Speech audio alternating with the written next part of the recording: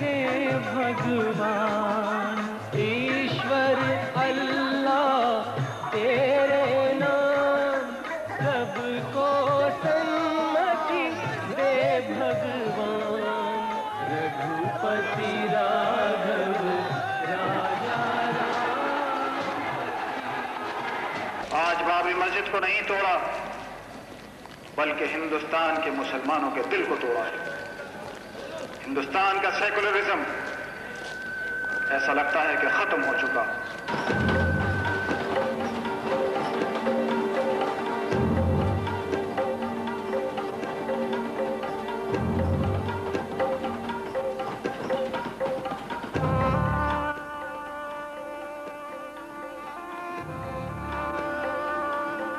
Who is in charge of law and order in Uttar Pradesh?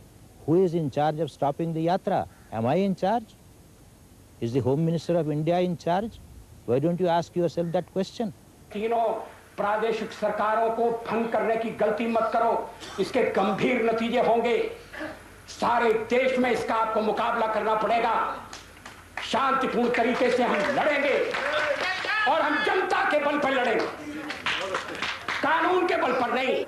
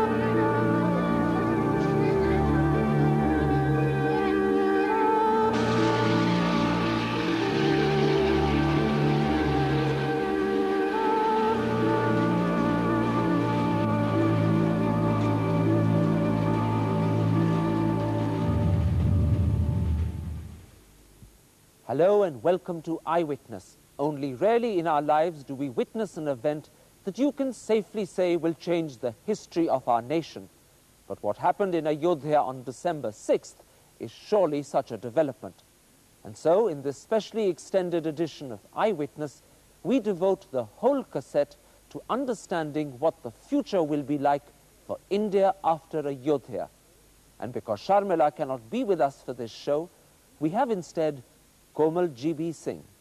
In this cassette, we provide the most comprehensive coverage and analysis of the incident at Ayodhya. And the cassette is divided into several distinct parts, so you can, if you want, see it in sections or at one go. Here now is what you can expect.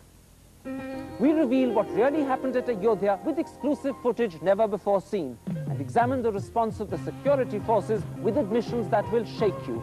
We explore the mood of Indian Muslims as they recover from the trauma and discover the reaction of the rest of us and find answers that are surprising. In his first interview, the Prime Minister tells us his side of the story. We examine the prospects that lie ahead for the BJP as it adjusts to the new politics and talk to Atal Bihari Vajpayee about the crisis that's become a dilemma in his life. We present the first ever poll of Congress MPs on what they think of Narasimha Rao, whilst in studio, 4 top politicians discuss the future of India. We begin with the details of what actually happened in Ayodhya on December 6th. Seema Chishti and the Eyewitness crew were there. They braved the wrath of the Karsevaks as the mood switched from defiance to frenzy and then madness. So now, with their own telling footage and with the help of additional material offered by eyewitness contacts, we pieced together what happened during those critical hours that stunned the nation. This is the Ram Janmabhoomi Babri Masjid complex. Here is the Babri Masjid. In front is the platform constructed last July. Opposite is the Manas Bhavan, the highest point in the area. To the left is the Ram Katha Kunj, some 300 meters from the mosque. On the right of our map is a building used as an observation tower by the authorities. Under it are the rope barricades meant to control the crowds.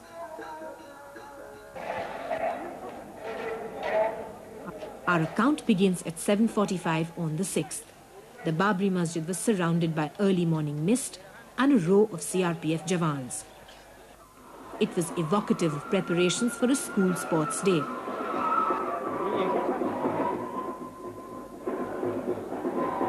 RSS Sanchalaks had taken over the management completely, doing their drills and supervising the cleaning of the platform where the car seva was to happen. Even durries were laid out.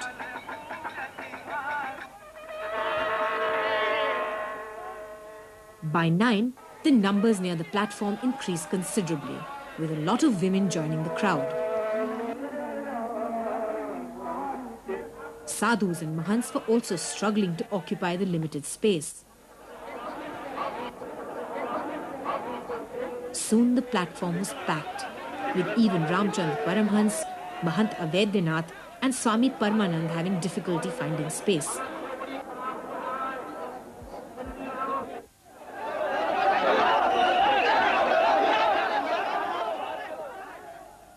By 9:30, the confusion near the rope barricades was getting worse, and hundreds of car sevaks threatened the police cordon. However, the RSS Sanchalaks appeared to cooperate with the police, and the situation still seemed under control.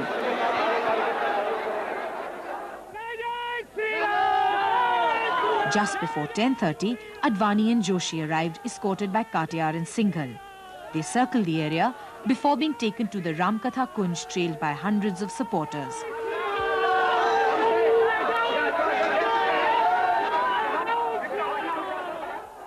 This was the point when the crowd seemed to go out of control. There was tension all around, and our team was warned to stop shooting.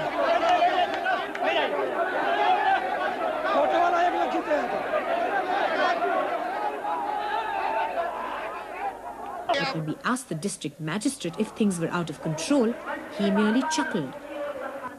Why not? Is it so? Yes. You don't see Breaking a barricade. No, there are a lot of enthusiasm in the people. A situation can be created.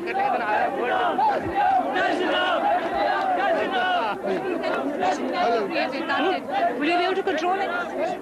It's under control still. It is? Yes, it is under control.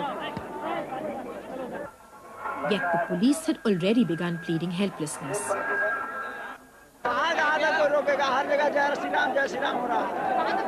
Janata police क्या कर पाएगी? हम कितनों को गोली मारेंगे यहाँ पर? यहाँ देख रहे हैं ना, इनका सहयोग, सबका सहयोग होना अनिवार्य है यहाँ पर. हम सभी का सहयोग बहुत जरूरी है यहाँ पे. अगर हम ऐसा नहीं करते हैं तो बहुत सारे आदमी हैं, हम कंट्रोल कैसे कर पाएंगे? In fact, this is all that the police felt was necessary for them to do.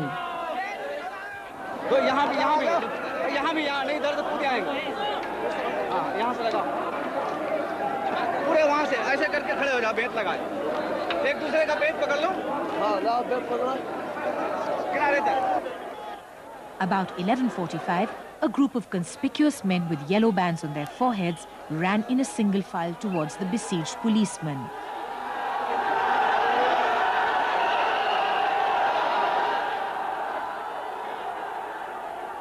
Five minutes later, Singhal reappeared and confusion ensued as he first seemed to go up on the platform and then retreat.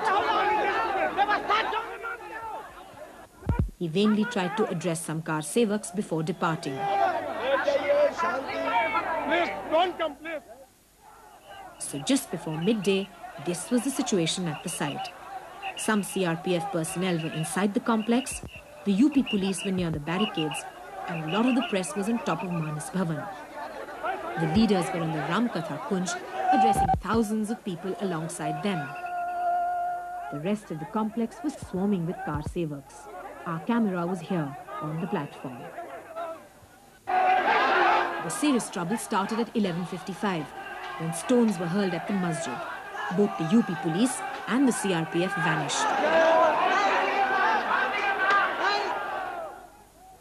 What followed was a massive and sudden movement into the masjid, and I could see the car sevaks make their way straight to the top with no resistance at all from the security forces.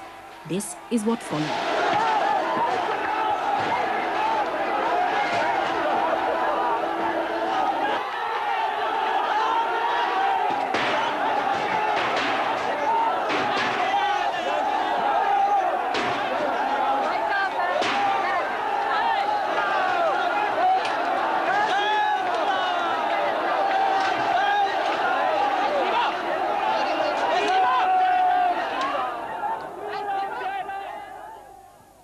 It was at this point that the eyewitness team was attacked by the car sevaks, who were in no mood to allow the demolition to be filmed.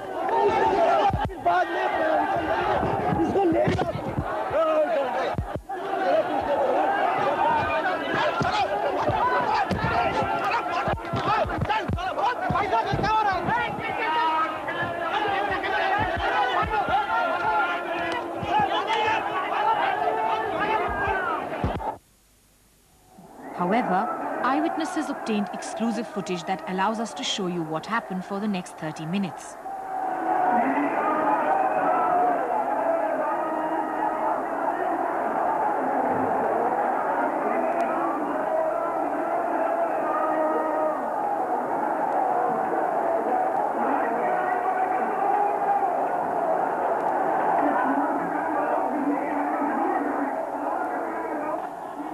Notice how the announcements on the public address system have changed.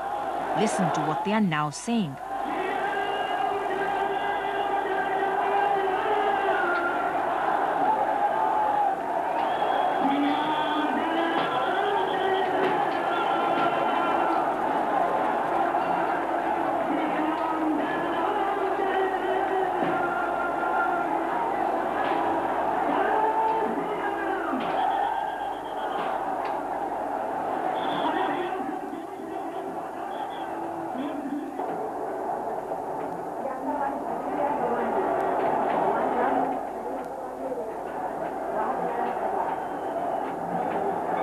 At 12:15, this pink canopy that covers the Ramlala idols was carried out, followed shortly by the idols themselves.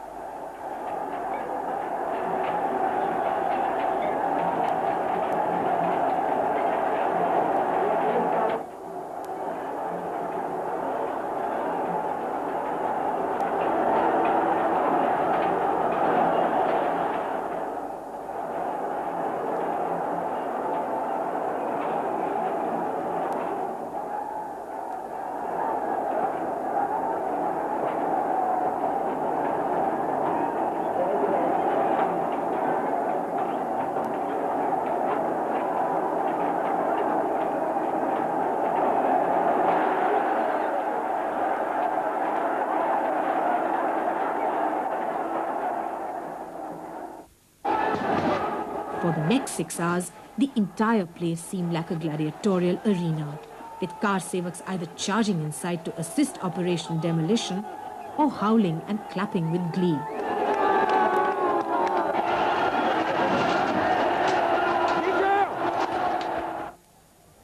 The first dome collapsed at about 2 o'clock. The second dome fell at 3:30. At this time, I could see Vinay Katiyar and Ramchandra Paramhans on top of the Ramkatha Kunj, giving a cricket-like commentary and egging people on. The third and final dome fell at 4:55 to loud cheers. By 6 o'clock when we left the site, whilst homes in Ayodhya had been razed to the ground. जब मारना शुरू हुआ, इसके बाद हम लोग अंदर है गुम्बद पर सब कार सेवा चढ़ गए तोड़ फोड़ करने लगे। हम लोग राम लाला करके ले करके बाहर खड़ा रहे। इसके बाद जब गुम्बद गिर गया तो राम लाला को लेकर हम लोग ऊपर आए।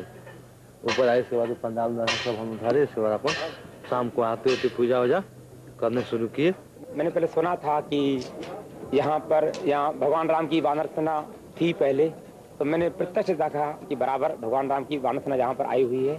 और उस समय जब ये 12 बजे लगभग शुरू हुआ और 12:30 बजे मैं दूर से देख रहा था और फिर मेरी आंखों में अश्रु भी बह आए। And while the demolition was going on, what were Advani and Joshi up to? I did not see them, but here is someone who did. So after some time, Mr. Advani went downstairs and just sat silently right through the evening. Once or twice when he did came up, he just kept repeating it was unfortunate. But Mr. Joshi was absolutely silent. When asked, he said, no questions, no answers, excuse me today. But the other leaders, well, people like Ashok Singhal were frankly speaking fairly jubilant about what was going on. In fact, the shocking events of December 6 continued well after the masjid was demolished, late into the night. Once again, from the exclusive footage eyewitnesses obtained, we can show you what happened after dark.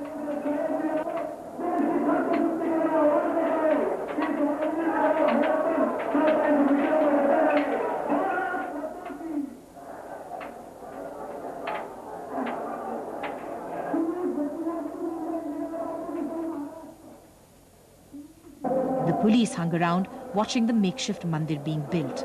This was well after Kalyan Singh had resigned, and it continued even after President's rule was declared. Here you can see them warming their hands by the fire. Even the lights which could have been switched off by the authorities weren't. In fact, our footage shows work continuing up till midnight without let or hindrance. So far, I've told you what actually transpired. But like many others, there was a lot I simply was not permitted to see. But even so, one important question arises about what happened. The 3 domes were leveled within 5 hours. Though passions were running high and the crowds uncontrollable, it was obviously premeditated by some people. The question now is, who exactly masterminded the whole show? There is ample evidence to suggest planning. First, there is the swiftness and simultaneity of the operations. This suggests strategy rather than spontaneity. In just 5 hours, the domes were smashed, the press hit in order to ensure no coverage, and Muslim houses burnt to the ground.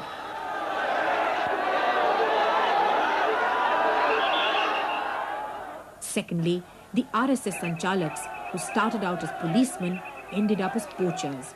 We actually filmed one Sanchalak performing both roles. Here at 11, you see him performing police-like functions.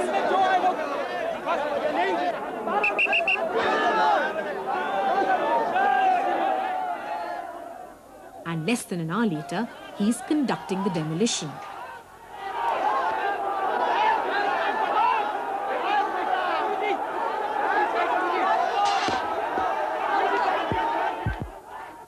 Thirdly, there is the way the public address system began instigating the mob. Whoever was in charge was encouraging and not restraining.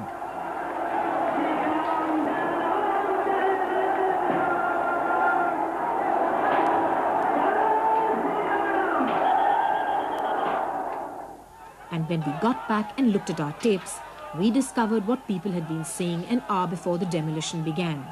At that time, it seemed like rhetoric. Now, in retrospect, it's another sign that it was premeditated.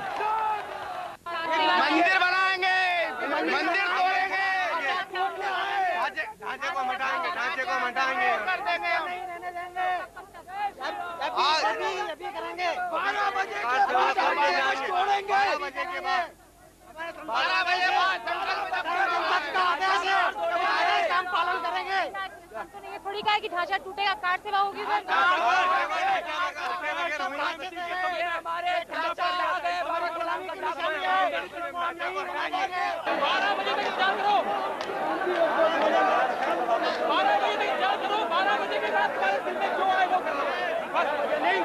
और 1 बजे के बाद सभी car सेवक अंदर घुस जाएंगे मंदिर के अंदर, अभी अंदर। और क्या, ये सब अभी पूजन होगा, उसके बाद सब अंदर घुसेगा। Most damning of all is this conversation recorded on the 8th with a VHP member who unwittingly gave the game away when he admitted to the rehearsals that were held to demolish the masjid. अभ्यास हमारा 5 दिन पहले से चल रहा था 800 car सेवकों का, जिसमें हर प्रांत के लोग थे। क्या लक्ष्य था अभ्यास का? लक्ष्य का अभ्यास करने लक्ष्य हमारा यही था कि जो पिछली बार घटना हमारे साथ हुई 30 और 2 को, वो घटना केवल लोगों की मृत्यु हो करके ना हो जाए। भीड़ अगर अनियंत्रित हो जाती है तो उस दिशा में हम अपने आखिरी लक्ष्य को प्राप्त करेंगे। आखिरी लक्ष्य क्या था आपका? आखिरी लक्ष्य हमारा था ढांचे का ढाना। He also told us the significance of the men in yellow vans one had seen running on the site at 11:45 a.m. They were the leaders of the car sevaks and their arrival a planned signal. 10 car सेवकों पर एक car सेवक प्रमुख था, जिसको हम गढ़ शिक्षक का नाम देते हैं, और प्रमुख का पीली पट्टी था और शेष कार सेवकों का काली पट्टी था। हमारा नारा था जय शेषा अवतार।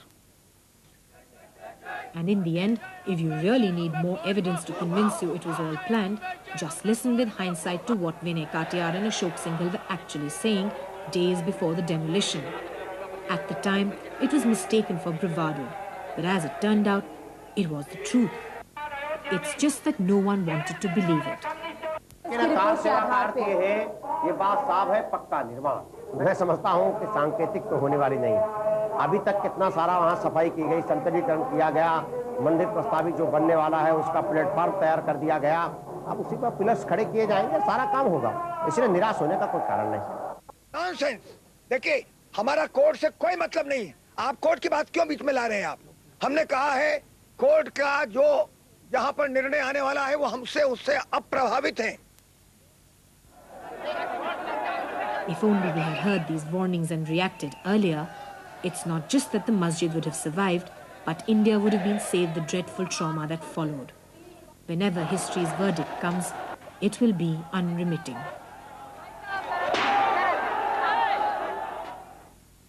One of the most important questions that arises out of the December 6th incident is what were the security forces doing?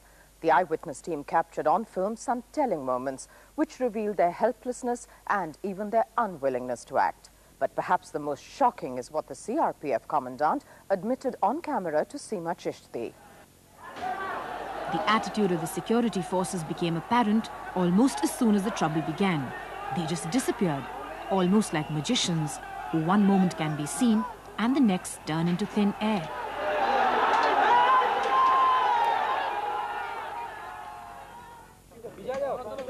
But it was on the 7th, when the rioting started, that the police failure became laughingly apparent. They simply stood and watched whilst utter lawlessness prevailed. I went to see if I could get a newspaper, and there were no English papers, but everybody was trying to get papers, and everyone had papers, and they were standing around reading the papers. So I was photographing everybody reading the newspapers, and people started chasing me. And the police walked by and watched. And I was like running, the people were running after me, and then like an old man walking by stepped in and said, "Stop it." And I was saying, "Don't worry, I'm leaving town." And they were saying, "Go, go." And the police didn't stop them. Some old man had to stop them. Much the same happened if you asked the police for information. We first went to the CRPF commandant in Faizabad to find out about the status in Ayodhya. Faizabad is only 10 kilometers from Ayodhya, but he pleaded ignorance. We have taken over the situation only last evening. Ayodhya, I don't know about Ayodhya. There is a lot of rush coming that way.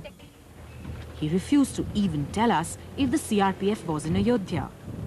उसके अंदर CRP नहीं है. Other police officials were no better. At the Faizabad Kotwali, we asked if there would be police protection for the press. Given that there wasn't any the day before, it was probably a silly question. But this was their reply. Do not provide your protection. We have got better jobs to do. You've got better jobs to do. Can you give me one instance? We've got to stop what's going on there. Are you being able to stop it? Are you trying? As I said, no comments again. We demanded to see the commanding officer at the Kotwali in the belief that a more senior official would give a more responsible reply. The district magistrate and the SSP will take decision about giving protection to the policeman. What about the breakage and things that is happening on the way? What about the breakage and things that is happening on the way? Who is accountable for that? उसके लिए तो हम लोग देख रहे हैं। अभी अभी आप लोग एक दिखा रहे हैं, वहाँ तमाम फोर्स लगे हुए हैं। अब फोर्स लगी हुई है, तो देख रही है, फोर्स देख रही है जी। एक से एक अफवाह उड़ रही है कि होटल में आ जाएंगे, वो कर देंगे, ये कर देंगे। उसका कुछ हल निकालिए ना आप लोग। हम उन जगहों पर पूरे रोड साइड पर फोर्स लगा रहे हैं अभी। अगर जिन जिन जगह पर नहीं है हम लोग लगाएंगे, फोर्स लगा रहे हैं अभी। But the most telling revelation came to us almost by accident when a CISF Jawan told us on the 8th why his force had not defended the Babri Masjid. सब हम लोग अर्धपिन के खड़ा है, कोई सेंट्रल से ऑर्डर, दिल्ली से order नहीं मिलता, हम लोग नहीं आ पा रहे। इसलिए हमने देखा कि सीआरपी चली गई प्लेटून। हाँ, हम लोग रात को वापस गया, फिर हम लोग दिन सुबह 6 बजे से 6 तारीख सुबह 8 बजे से डेस लगा के पूरा दिन रात को फिर रात को वापस फिर ले गया हम लोग को। ऑर्डर नहीं मिलता है। तो अगर आप लोग होते पूरे फोर्स में तो आप 15,000 पूरा जो था तो पूरा कंट्रोल कर सकता था पहले से, बिना किसी खून खराबा के। कंट्रोल आराम से कर सकते। क्या करते आप लोग? टीयर गैस करते, लाठीचार्ज, सब कुछ कर सकते थे हम लोग। रबर बुलेट्स, सब तैयारी थी यहाँ पे पूरा, सब कुछ तैयार था, किंतु गवर्नमेंट से कुछ ऑर्डर नहीं है। And to our utter astonishment, when we met the DIG of the CRPF, P.N. Ramakrishnan, he not only confirmed the Jawan's opinion, but went a lot further. Had you wanted to control the operation, 6th had you got orders to go ahead and stop the demolition, would you have been able to do it without bloodshed? Oh, definitely. Bloodshed would not have been necessary. So it was possible to save the mosque? Yeah, we could have. We had adequate strength, we had a clear plan, we could have done it. What would you have used, I mean, if not force? Yes, we could have used force, but that force would not have been as serious as a casualty. I mean, without resorting to firing and killing people, without crippling them, we could have used the force, we could have used a prolonged force, we would have had a pitched battle, but we would have pushed the people out of the area, out of the damage being done. That would have been quite possible. It was within your preparations and plans. It was not at all difficult. We could have done it. So if they could have prevented the demolition of the masjid without a single loss of life, why didn't they? After all, as a senior minister later confirmed from his own footage, at no point were there more than 5,000 odd car sevaks in the actual 2.77 acres or the masjid. Tear gas or water cannon could have easily cleared this rabble. Yet they were not used. Why? The nation awaits an answer. Until then, many will wonder whether security was the task entrusted to the forces on that fateful day. And there we take our first break. But after that, the reaction of the man on the street as Eyewitness finds out what you think, and the mood of the Muslim community as it takes stock of the new situation.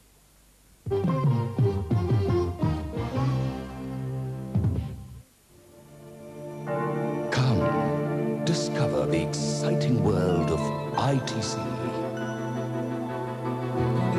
where hybrid seeds born of research bring golden harvests, where pure edible oils flow in plenty into every home, where high-quality paper and paperboard surround you with magic, where new ideas in packaging and printing fulfill consumer needs, where gracious hotels welcome all with warmth and hospitality, where the excellence of traditional and modern India cross the 7 seas. ITC, new horizons, new hopes. Cycle के रखवाले हर संताले, आपकी हर जरूरत के लिए हर संताले।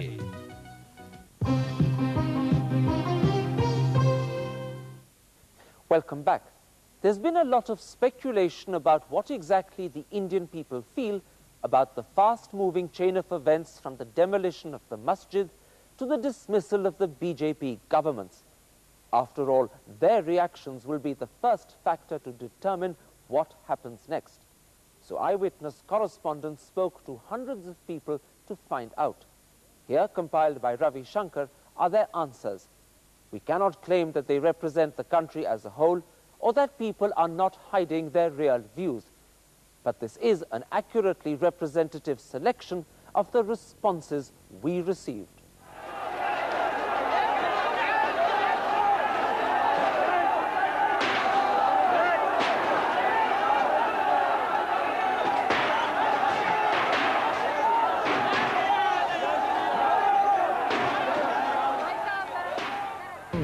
लेकिन ये सोचते हैं कि एक मस्जिद को गिराना उससे बड़ा कोई गुनाह नहीं है, क्योंकि ईश्वर और अल्लाह एक ही होता है। तोड़ना इस तरह से तो शायद ठीक नहीं था, मगर होना था ये एक बार, तो हो गया अब तो। Well, of course, it was a right thing. Well, according to me, yeah, I think it's a right thing to, of course, demolish the mosque. हमारी तरफ से तो बेकार हुआ है। अरे जो लोग कत्ले हो रहे हैं बेकार नहीं समझेंगे। It was totally wrong. That's not the way. I mean, this is not the way politics should play, actually. And What is it? I don't like it. मस्जिद को तोड़ करके हमने राम के आदर्शों को ठेस पहुंचाई है। मस्जिद का तोड़ना ठीक था, इस विषय में तो मैं ये कहूँगा कि बिल्कुल ठीक था, क्योंकि बाबर बाद में आया था और रामचंद्र जी होते, श्री रामचंद्र जी वही पहले आए थे। एक जगह से सही भी है, मंदिर वो जो मस्जिद तोड़ी गई है वो सही भी है, एक जगह से गलत भी है, क्योंकि इससे हमारी काम में बहुत फर्क पड़ा। हम तो रोज़ कमाने खाने वाले, हर जगह जहाँ से भी माल लाते हैं, जहाँ भी जाते हैं वहाँ कर्फ्यू लगा दिए गए, रोड बंद कर दिए गए, हमें आने जाने में परेशानी होती है। Whatever it is going on, it is altogether wrong. Whether it is a masjid demolished, you people, or either the mandir is demolished, we don't believe in this thing. We want peace all the time. This cannot be expected in a civilized country to break something just like this. It's a national necessity. That should have been done. Yes, it should have been done long ago. What's the use of fighting for a mosque or a temple? We are a secular state. Everyone should keep that in mind. These are producing terrorists. It is as good as giving an advertisement in a newspaper, wanted terrorist. Masjid was a historical monument, and no historical monument should be destroyed. By destroying masjid, you cannot obliterate the fact that India has been conquered by Muslims. I find what happened was absolutely right. And even the archaeologists say that there has been a mandir before a masjid. And recently also they saw that एक tomb के ऊपर मीर बाकी 1528 लिखा था. When they broke that stone and they turned it, there were चौपाइयाँ from Ramayana. ना उनको हमारे तोड़ने चाहिए, ना हमें उनके तोड़ने चाहिए. ये भी देखिए ना आप के What history says? What history says? मेरी बात सुनिए, हिस्ट्री को आप देंगे तो कुछ नहीं होगा. हिस्ट्री का कुछ नहीं है, हो सकता है शायद ना हो. ये तो कागजों के अंदर है ना, वैसे तो किसी ने नहीं देखा, ना आपने देखा ना मैंने देखा। नहीं ऐसे तो you have not seen even Ram, they have not seen Allah, then this is a separate question. That's right. Then why argue on this? That's right.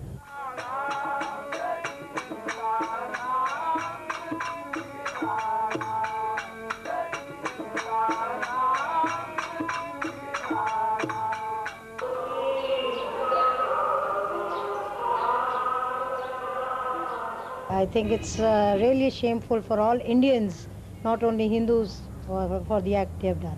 अगर आप ये कहें कि 1.5 लाख लोगों ने वहाँ मस्जिद तोड़ दी, तो पूरे हमारे जो पूरी इंडिया के अंदर इस वक्त अप्रोक्सीमेटली 70 करोड़ तक हिंदू होगा, तो उसके चलते 1.5 करोड़ के चलते हम 70 करोड़ का नाक कटा तो नहीं मान सकते। तो ये एक स्टेप जो था, एक बेवकूफ़ी भरा स्टेप था कि वहाँ इकट्ठा करके भीड़ को उकसा दिया गया कि उस चीज़ को तोड़ दो। हिंदुओं का नाम तो ऊंचा है और ऊंचा रहेगा। जब हिंदुस्तान में भगवान के घर में भगवान कोई जगह नहीं है, अयोध्या में राम कोई घर में जगह नहीं है, तो फिर हिंदुओं के रहने का फायदा क्या है? पूरे हिंदुओं का भी सिर शर्म से झुक गया है। Do you think this has done proud to the Hindu religion as such? Yes. I feel ashamed that I'm a Hindu. हम लोग हिंदू हैं, हम लोगों ने हाथ में चूड़ियां नहीं पहन रखी हैं। बिल्कुल झूठ, आवाज दे, झूठ बोलते हैं, शर्म आनी चाहिए। नहीं आपको शर्म आनी चाहिए। You are political because you are journalist. देखिए मुझे बताया गया है कि Do you think the BJP has been discredited by this? Definitely. क्या समझते हैं बीजेपी की भी नाक कटी है सर? अब बीजेपी इसमें भाग ले रही तो नाक तो कटेगी। भारतीय जनता पार्टी ने एक काम यही अच्छा किया है, जो कि उसने हिंदुओं को एकत्रित किया है। उनके अंदर कुछ हिंदूवादी भावनाएं जो हैं वो भरी हैं। ये तो हिंदू तो बेकार हो गया था एक तरह से। Do you think the BJP has got discredited by what has happened? You can say 50% yes, they have. इसमें जरूर बीजेपी को धक्का पहुंचा, और न सिर्फ बीजेपी को, कांग्रेस को भी धक्का पहुंचा। बीजेपी का नाम नहीं होगा, बहुत अच्छा किया है। देखो बीजेपी ने जो भी किया बहुत ही अच्छा किया है ये करके। All these things are indicate that the government is on a suicidal course. I regard the decision to rebuild the mosque. तो अडवाणी, मुरली, जो मनोहर जोशी, इन लोगों को अरेस्ट किया है, ये सही हुआ क्या? ये सही है, उनकी सेफ्टी है इससे। ये तो बस एक पॉलिटिकल दबाव डालने के लिए, सबको दिखाने के लिए, आईवाश करने के लिए हम ये एक्शन लेने जा रहे हैं इनके अगेंस्ट में। इसलिए ये सब काम इन्होंने किया। अडवाणी को अरेस्ट किया और भी अरेस्ट किए हैं। क्रिमिनल केस फाइल करना, ना ही कोई ऐसा बड़ा क्रिमिनल केस इन लोगों के अगेंस्ट में बनता है। गलत किया है, अरेस्ट नहीं होना, क्योंकि वो इतने 4-5 लाख आदमी वहाँ थे। इतनी भीड़ को कंट्रोल करना माने लगता है। एक अडवाणी कहने से क्या कार सेवक छोड़ देंगे मुझे? Yeah, I think they should be taken to trial.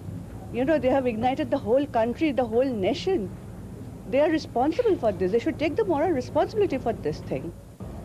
Everybody thought that it was being done under their leadership. So the best thing was to, for the time being, to bring situation under control.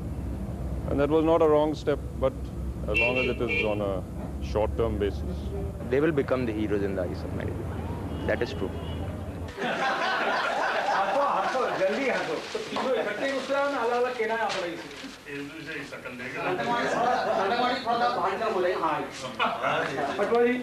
जो BJP के कुछ सरकार बर्खास्त कर दिए गए हैं, जैसे हिमाचल प्रदेश, राजस्थान और जगह में, वो सही हुआ?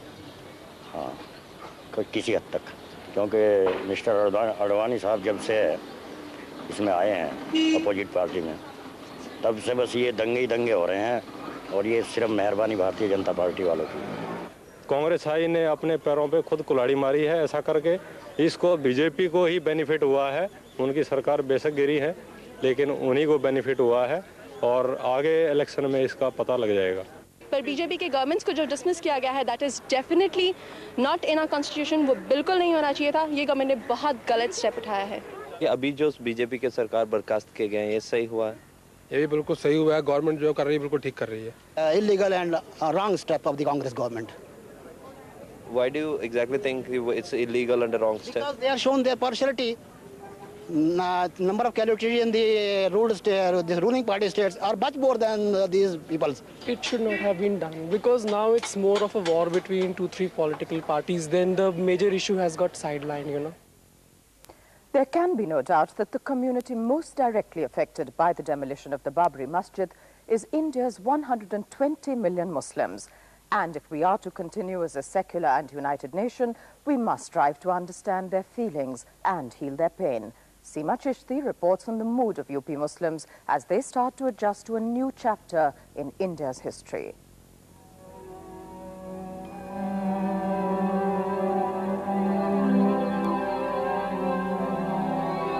कुछ भी नहीं रहेंगे, हम लोग क्या करने जाएंगे वहाँ?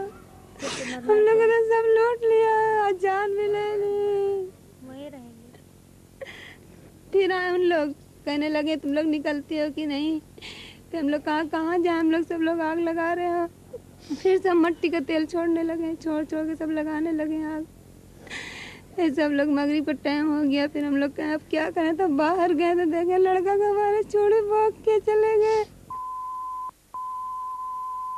चूड़ी निकाला और अपने मियाँ को सब बताया अपने हाथों से।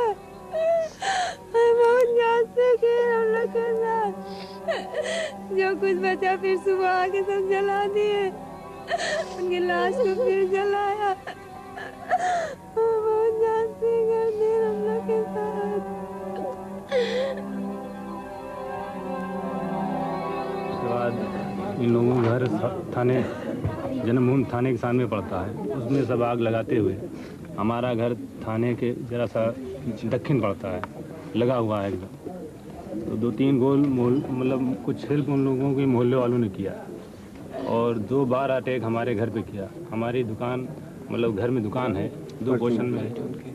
उसके बाद उसके दरवाजे को तोड़ डाला, जला जाना। हमारा बड़का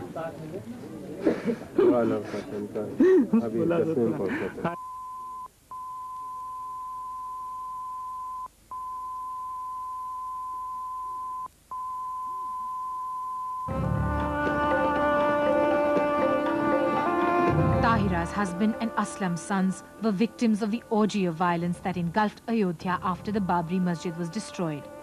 In fact, that evening, houses were burnt to the ground. Though the deaths in themselves were tragic, the real tragedy lies deeper. Because perhaps for the first time in recent history, Ayodhya witnessed real communal trouble. Previously, despite being in the eye of the Mandir Masjid storm, its residents were immune to communal venom. In fact, they hated their futures being decided by outsiders. This time, things were different. अब की जो इनके car सेवक आए हुए हैं, इनमें ना तो कोई किसी कंट्रोलिंग पावर है, जो नेता इनके साथ हैं उनके आउट ऑफ कंट्रोल हो चुकी है। कब ये क्या कहाँ कर सकते हैं, क्या कर रहे हैं, कोई इनको ना कोई संभालने वाला है, ना ये खुद संभल पा रहे हैं। सवाल इस बात का है, इसलिए यहाँ की जो जनता है, चाहे वो हिंदू हो या मुसलमान, वो अपने आप को असुरक्षित महसूस कर रही है। इससे हम क्या कह सकते हैं कि हम रहेंगे या जाएंगे, क्या करेंगे, इस तो कुछ कहा नहीं जा सकता है। But looking back, what made things different was the way neighbors behaved. In the past, in Muslim eyes, communalism was tempered by the ethos of the neighborhood. The people next door were always there to help you, but not on December the 6th. लेकिन मोहल्ले वाले से इतना इत्मीनान था कि वो लोग कुछ नहीं करेंगे, लेकिन एंड टाइम पे ऐसा किया कि देखा भी नहीं जा रहा था आँख से। बल्कि हम लोग उस टाइम भी बोले कि आप लोग तो इतना साथ मतलब इतना ऐसे कर रहे थे पहले से, और आज जिस तरह हम लोग को सता रहे हैं, क्या फ़ायदा। तो हंसने लगे सब मिलके।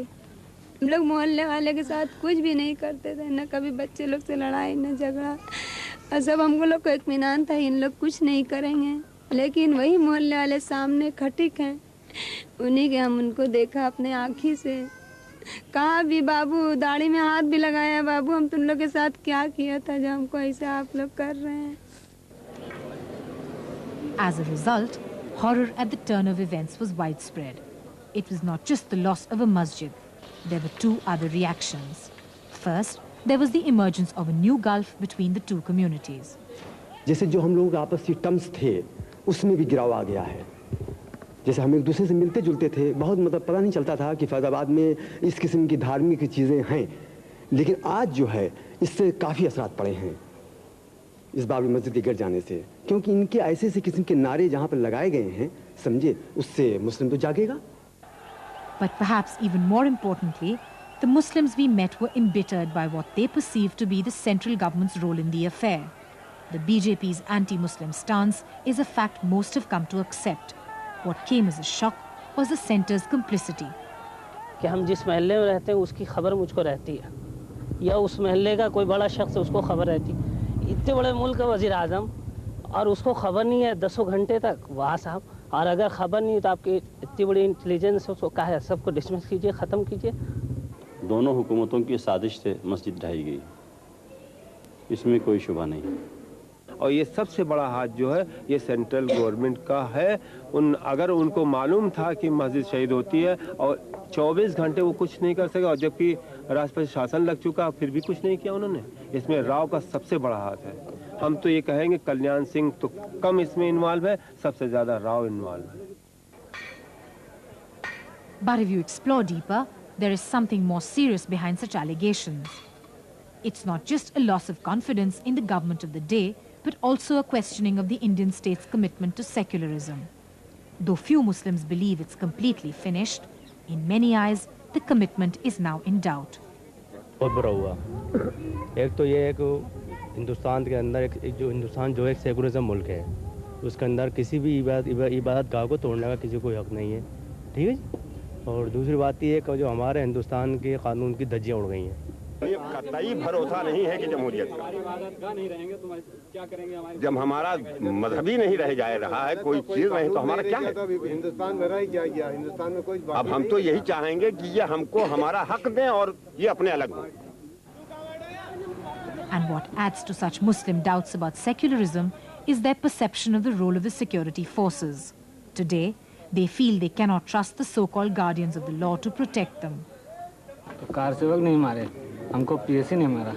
पीएससी बहुत मारा। कार सेवकों नहीं, लेकिन कार सेवक नहीं मार पाए। तो कार सेवक घेरे थे ना, घेरे हुए थे लेकिन वो मार नहीं पाए, जबकि पीएससी वालों ने सिर्फ मारा है। मैं एक चीज़ ये मोटी जानते हैं साहब, इसके अलावा तो एक जाहिल आदमी है, इतना जानते हैं यहाँ जो भी आया वहाँ से, दिल्ली सरकार से भी जो फोर्स आई, समझ रहे हैं आप, और जो यहाँ की फोर्स है, ये सब एक आपस में रहे।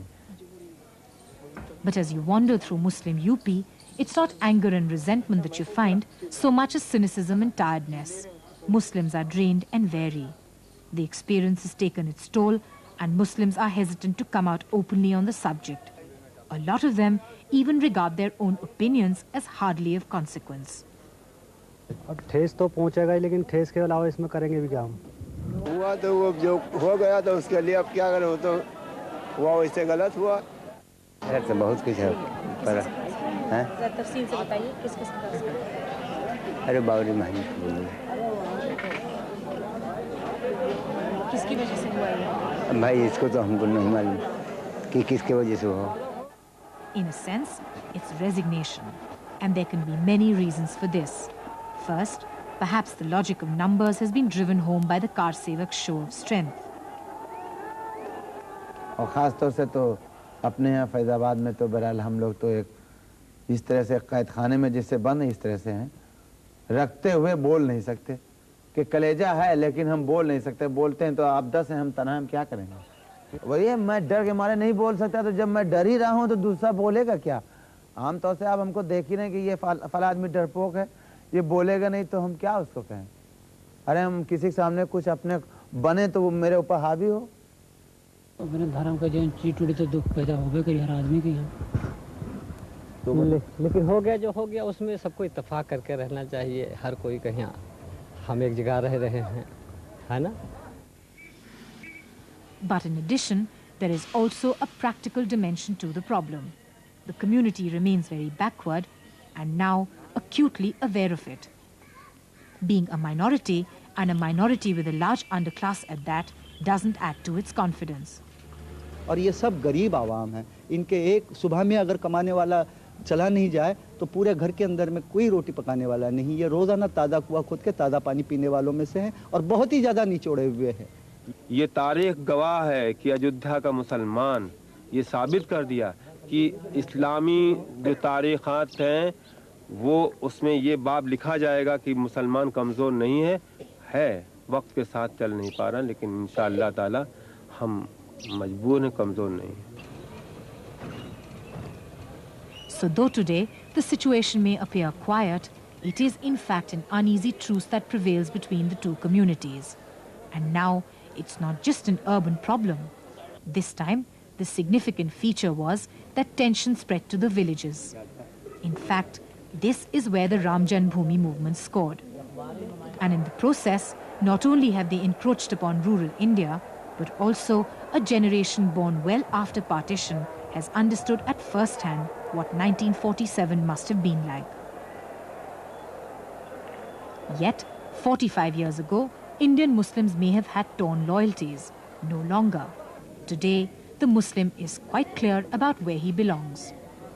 अरे अयोध्या में तो जीना है, मरना है, सबको नहीं करना। हमारी रहेंगे अयोध्या 7-8 पुश्त वहीं है, हम छोड़ के जाएंगे कहाँ? पाकिस्तान जाएंगे?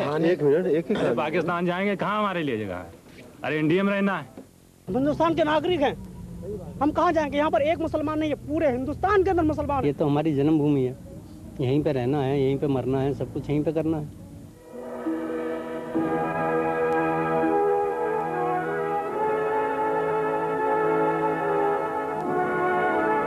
While that is reassuring for those who believe in a secular India, you still cannot escape the fact that at no time during the past 5 decades was India's secular fabric so badly strained.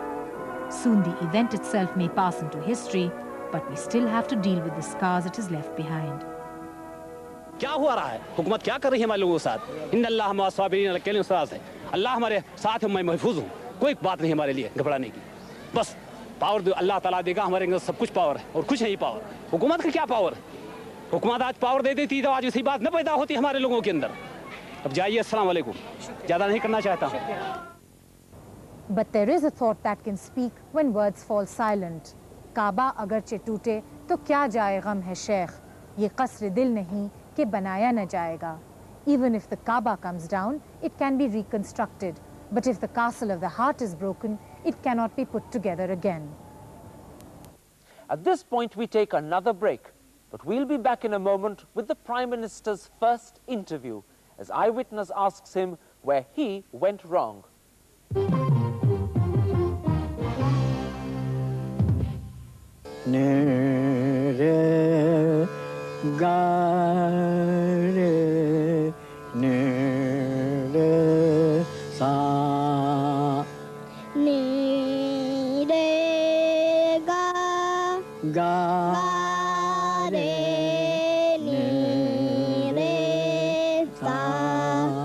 सके नी रे गा मा पा मा गा रे सा Preserving the Guru Shishya Parampara. ITC, new horizons, new hopes. We're looking out for mattresses. Oh yes, how's this? Ooh, too soft. No body support. How's this? Oh no, already sagging. Cologne, the choice is clear. Cologne for comfort, for support and elegance. Kurlon, India's largest selling mattress. Cologne. Stove. ये stove नहीं हो सकता। अरे ये तो stove इतना छोटा, इतना हल्का। हाँ वही तो मैं। और ये चलता कैसे है? गैस पर। क्या नाम बताया इसका? Primus Capson Stove। लो, बैठे रहो अंधेरे में। आप बस बैठे रहो, मैं भी आती हूँ।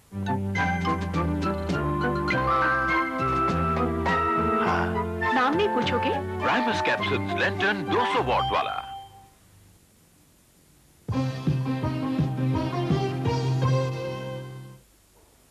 Welcome back. In the early days after the Ayodhya debacle, India wanted to see how the Prime Minister would act. Would he now admit his handling of the BJP had been mistaken? Did he accept his government had failed to take necessary precautions? Why had Mr. Narasimha Rao not done anything to stop the demolition between midday when it started and 5 p.m. when it was all over? And was he now a compromised man? Karan put all that and much more to the PM when he interviewed him on December the 10th. Excerpts of the interview have already featured on the BBC. Here, however, is a fuller version. Prime Minister, in the light of everything that you now know, do you believe that the demolition of the Babri Masjid was spontaneous? Or do you have reason to believe that it was surreptitiously planned by elements of the RSS, the BJP, the Bajrang Dal, the VHP? I have reason to believe that it was the result of planning, pre-planning. What sort of reasons are these? You see, putting many things together, you have to take a comprehensive view. I have tried to take that comprehensive view, taking each small bit, each small event, each small reaction, reflex of the state government and also of the leaders. Every utterance of the leaders, different voices, saying something in the court, saying exactly the opposite outside, the advantage of speaking with so many voices and getting away with everything. All this put together makes me believe that it could not be spontaneous, it could not be just on the spur of the moment, and knowing the way they articulated it this time, I am quite sure that it was pre-planned. Let me ask you about your own government's reaction. After all, you knew that something was likely to happen in the form of Karseva for 5 weeks. Why did you not do more to prevent this happening? What more can you do than giving the state government 192 companies of the central forces, paramilitary forces, which amount to about 11 to 12,000 armed people, asking them to make use of them because the constitution doesn't allow the forces to act on their own, asking them to make use of them. They are near at hand. In fact, it could have been done very easily if there had been any will on the part of the state government. They were in Faizabad. This was happening in Ayodhya. I mean, just within 5 minutes, 10 minutes, everything could have been controlled. So that was the situation. Not only not making use of them, but going to the Supreme Court and asking that the central forces be withdrawn, making protests, going from place to place, asking the central forces to vacate the premises they were occupying within 2 hours, giving them notices. Now, this is the kind of thing that has happened, and as a result of this, the situation went out of control. In fact, they didn't want to control it in any case. There were orders from the Chief Minister that no force should be used. But if you, as you say, they did not want to control it in any case, they were not cooperating, why did you not dismiss them before December the 6th? No, it is not possible because they have been telling the courts, telling the National Integration Council, telling the whole world as a government they would do it under any circumstances. This was the commitment they were giving to the whole world. And you trusted them? Well, the state government has to be trusted by the central government. If anyone can tell me about any other kind of relationship, or particularly a relationship of total mistrust between the state government and the central government, I would very respectfully disagree that it is not possible under a federal constitution like India. I accept the point you're making, Prime Minister, but there is the opposite that can be said also. This is a party, the BJP, that has whipped up emotions, as you have often argued, on the basis of religion before. The state government was refusing to cooperate with you this time round, and they are the opposition. So why trust them? No, the question is, what do you do? If you don't trust them, you cannot dismiss that government while the government is shouting from the housetops that it is prepared to discharge its constitutional responsibility. Never mind which party. The point is whether the state government as such is doing its duty or not, promising to do its duty or not, making preparations for it or not. I have done the utmost I could do by making available a very large force which could have been made use of at a moment's notice. Prime Minister, could you not have taken action under Article 355? No. Article 355 has never been used in the history of this constitution. But this is a case where you could have used it. No, there is no need because we can go straight to Article 356. But you didn't do that either. This is what we did. When they failed, we had to do. Do you not now, in retrospect, think that if you had acted on the basis of 355 or 356 earlier, you might have avoided what happened? No, I don't think we could have used 356 earlier. I am quite sure about that. With hindsight, though, would you have preferred now to have used 355 then? I don't want to go by hindsight at all. I would like to do what is possible, what is necessary at the moment. That is how a government works. Do you feel, Prime Minister, that the attitude of accommodation, that the attitude of understanding that you had shown the BJP now was mistaken, or that they misled you? I don't think it was mistaken. You see, democracy can never run on the basis of total mistrust of parties or governments. The point is, you do get into difficulties. You have to get over the difficulties, learn a few things about other parties, but even then, you see, the Constitution of India has a certain unity of its own, and you cannot act in a manner which disrupts the functioning of the Constitution. I think that is a lesson which everyone has to bear in mind. That is a principle which everyone has to bear in mind. I cannot become unprincipled and violate the Constitution because somebody else has done it. I mean, I don't think anyone can recommend that or commend that. Your Home Minister has at least twice spoken of a contingency plan which he said he had. Yeah, this was a contingency plan, giving them the force that they need. In case of need, they have to use it, asking them to use it, and telling them time and again, every hour, to use it. But was there a plan which could have been activated when you realized that they were not using the force you had made available and that things were going out of control? Well, this is what I am saying. You see, you have to go up to a point in trusting the state government. There is no way you can say that you are not going to do it, therefore, for every step I have a counter step. This kind of thing will not do. The moment our forces were sent there, the protests that came from the government of Uttar Pradesh and the BJP everywhere, including the Supreme Court, they have to be seen to understand what it was, even to send forces there. Let's just talk a little about the forces, Prime Minister. By all newspaper accounts, the demolition began just before midday and it lasted for some 5 hours. Why was it not possible for your government to act during that time? Yes, these hours have been noted.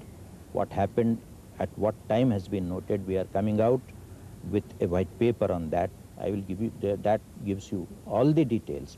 But in short, I could tell you that it was known to us only after 1 o'clock. We asked them They said, we want 25 companies. 25 companies were immediately made available. Then again they said we want 50 companies. They were also made available. In short, when they were on their way to Ayodhya, they were stopped in the middle. There were 200,000 people milling around. The magistrate said, I am under strict orders of the Chief Minister that force should not be used.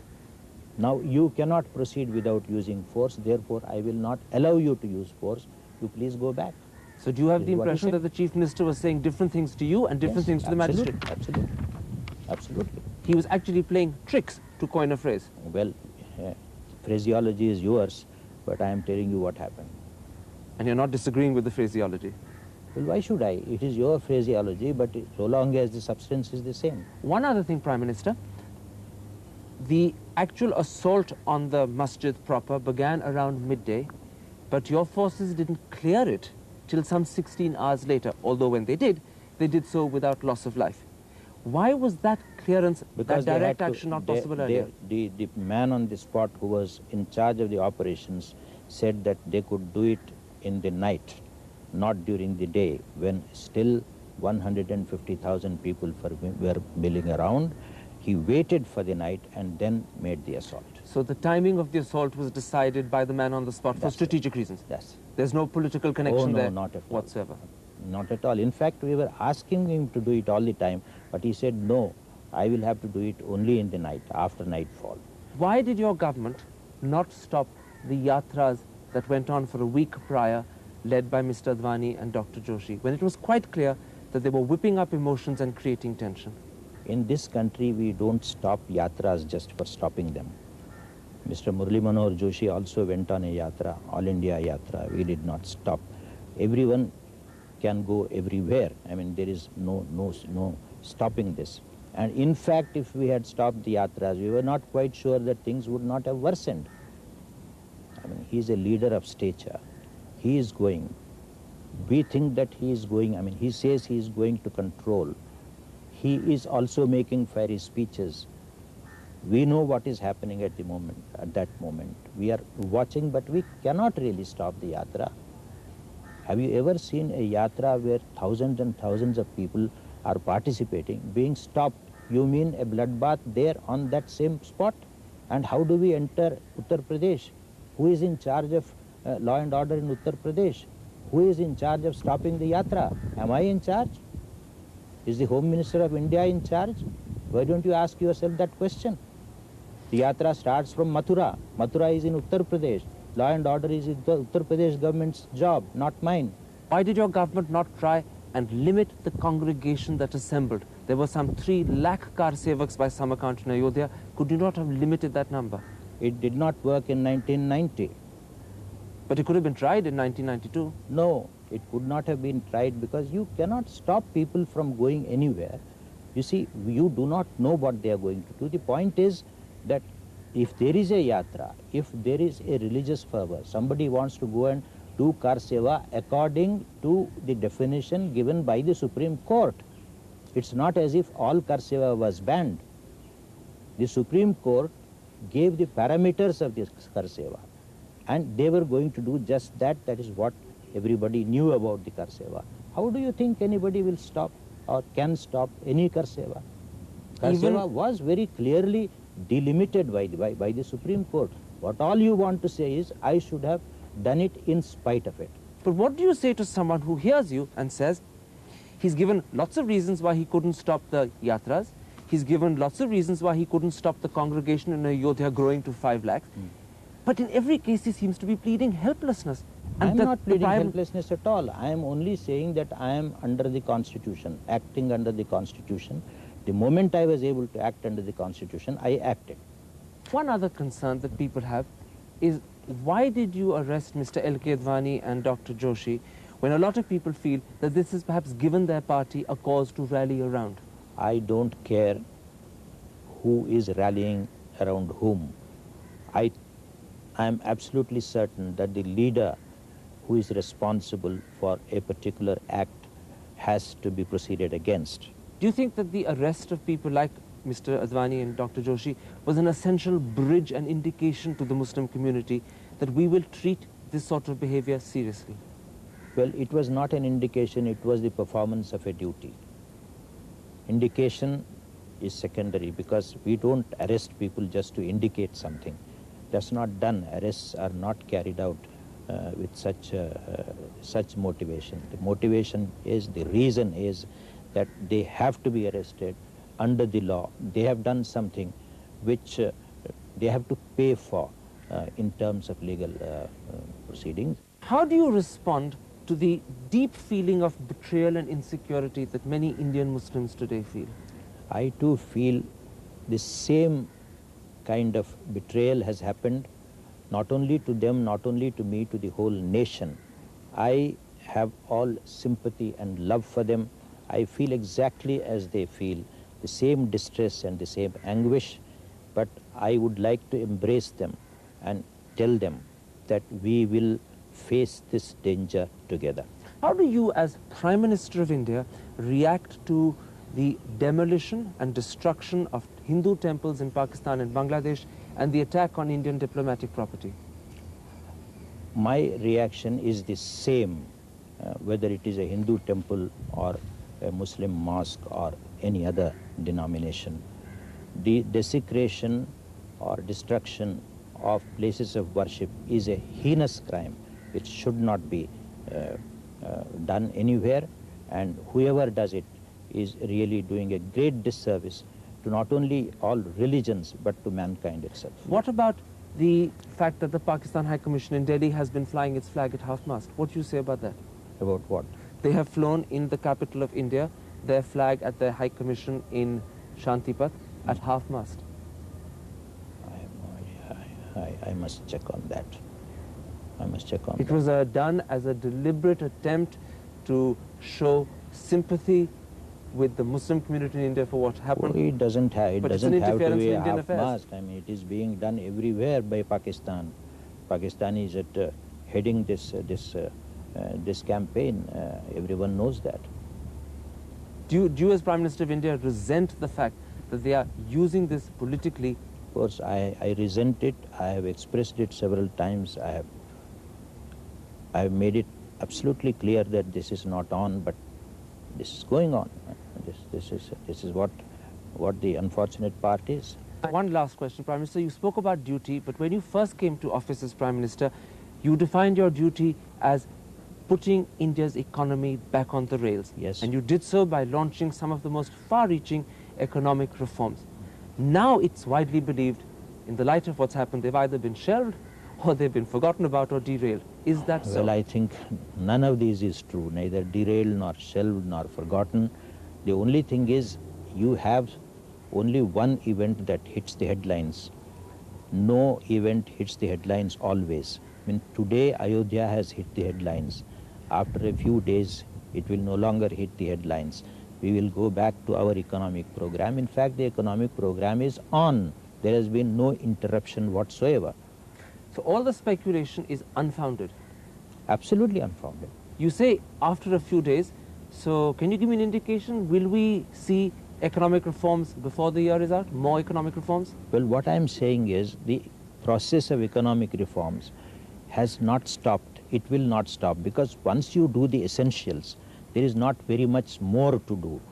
You have to do a few things here and there by way of maintaining the pace, etc., which is being done.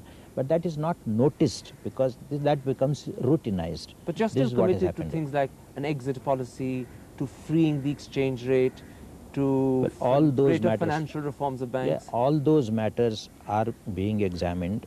You see, there is no such thing as an exit policy properly so-called.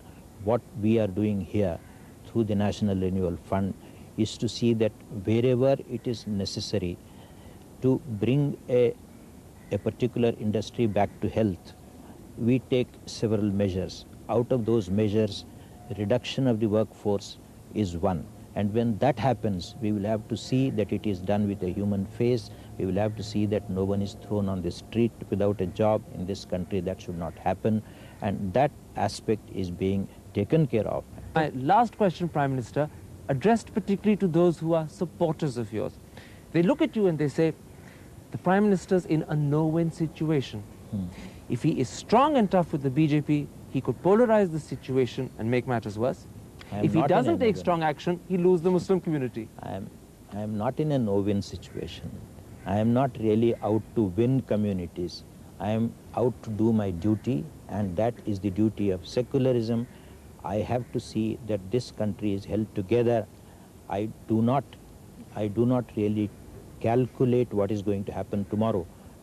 I am calculating what is to happen in the long run, and that is my real concern.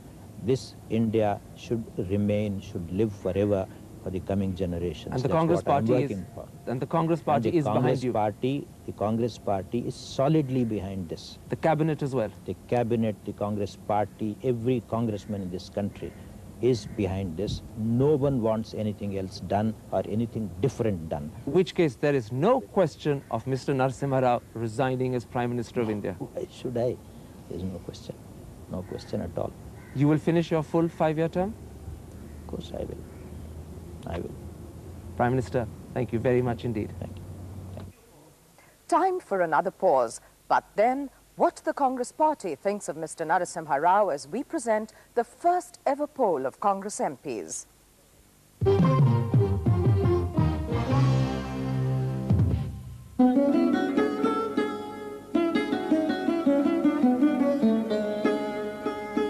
Will hands like these still weave magic for our children? Reviving timeless traditions. ITC, New Horizons, New Hopes.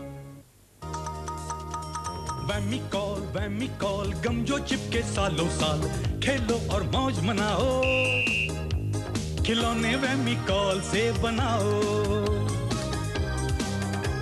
गुड़िया को लगाओ मूछ चूहे को शेर की पूंछ घर बनाओ फूल बनाओ दुनिया वैमी कॉल से सजाओ वैमी कॉल चमत्कारी गम खूब चिपकाओ इसके संग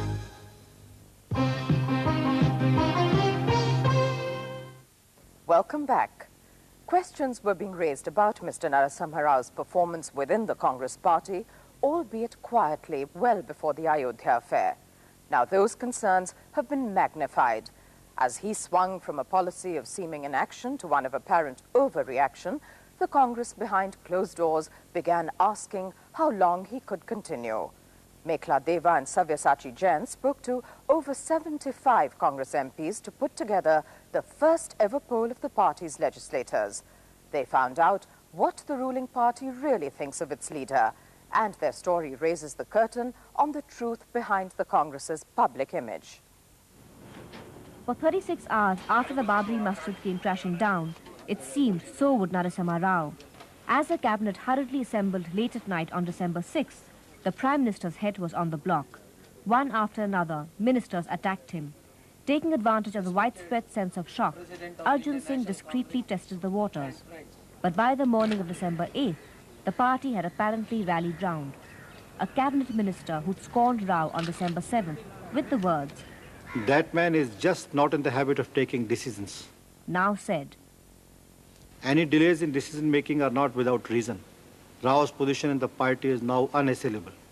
To find out if this was really so, we talked to a wide cross-section of prominent congressmen and women. Separately, we conducted the first ever poll of Congress MPs, choosing our 76 respondents at random. The picture that emerged was not entirely reassuring for the Prime Minister. This kind of level, so far as in my nearly 15 to 16 years parliamentary career, I never seen such kind of a dissatisfaction. The flashpoint, of course, was Ayodhya. In our poll, as many as 53% believe the situation was mishandled, whilst only 42% say the Prime Minister couldn't have done better. What do the Muslim members of Parliament from the Congress feel about the way the whole Ayodhya situation was handled?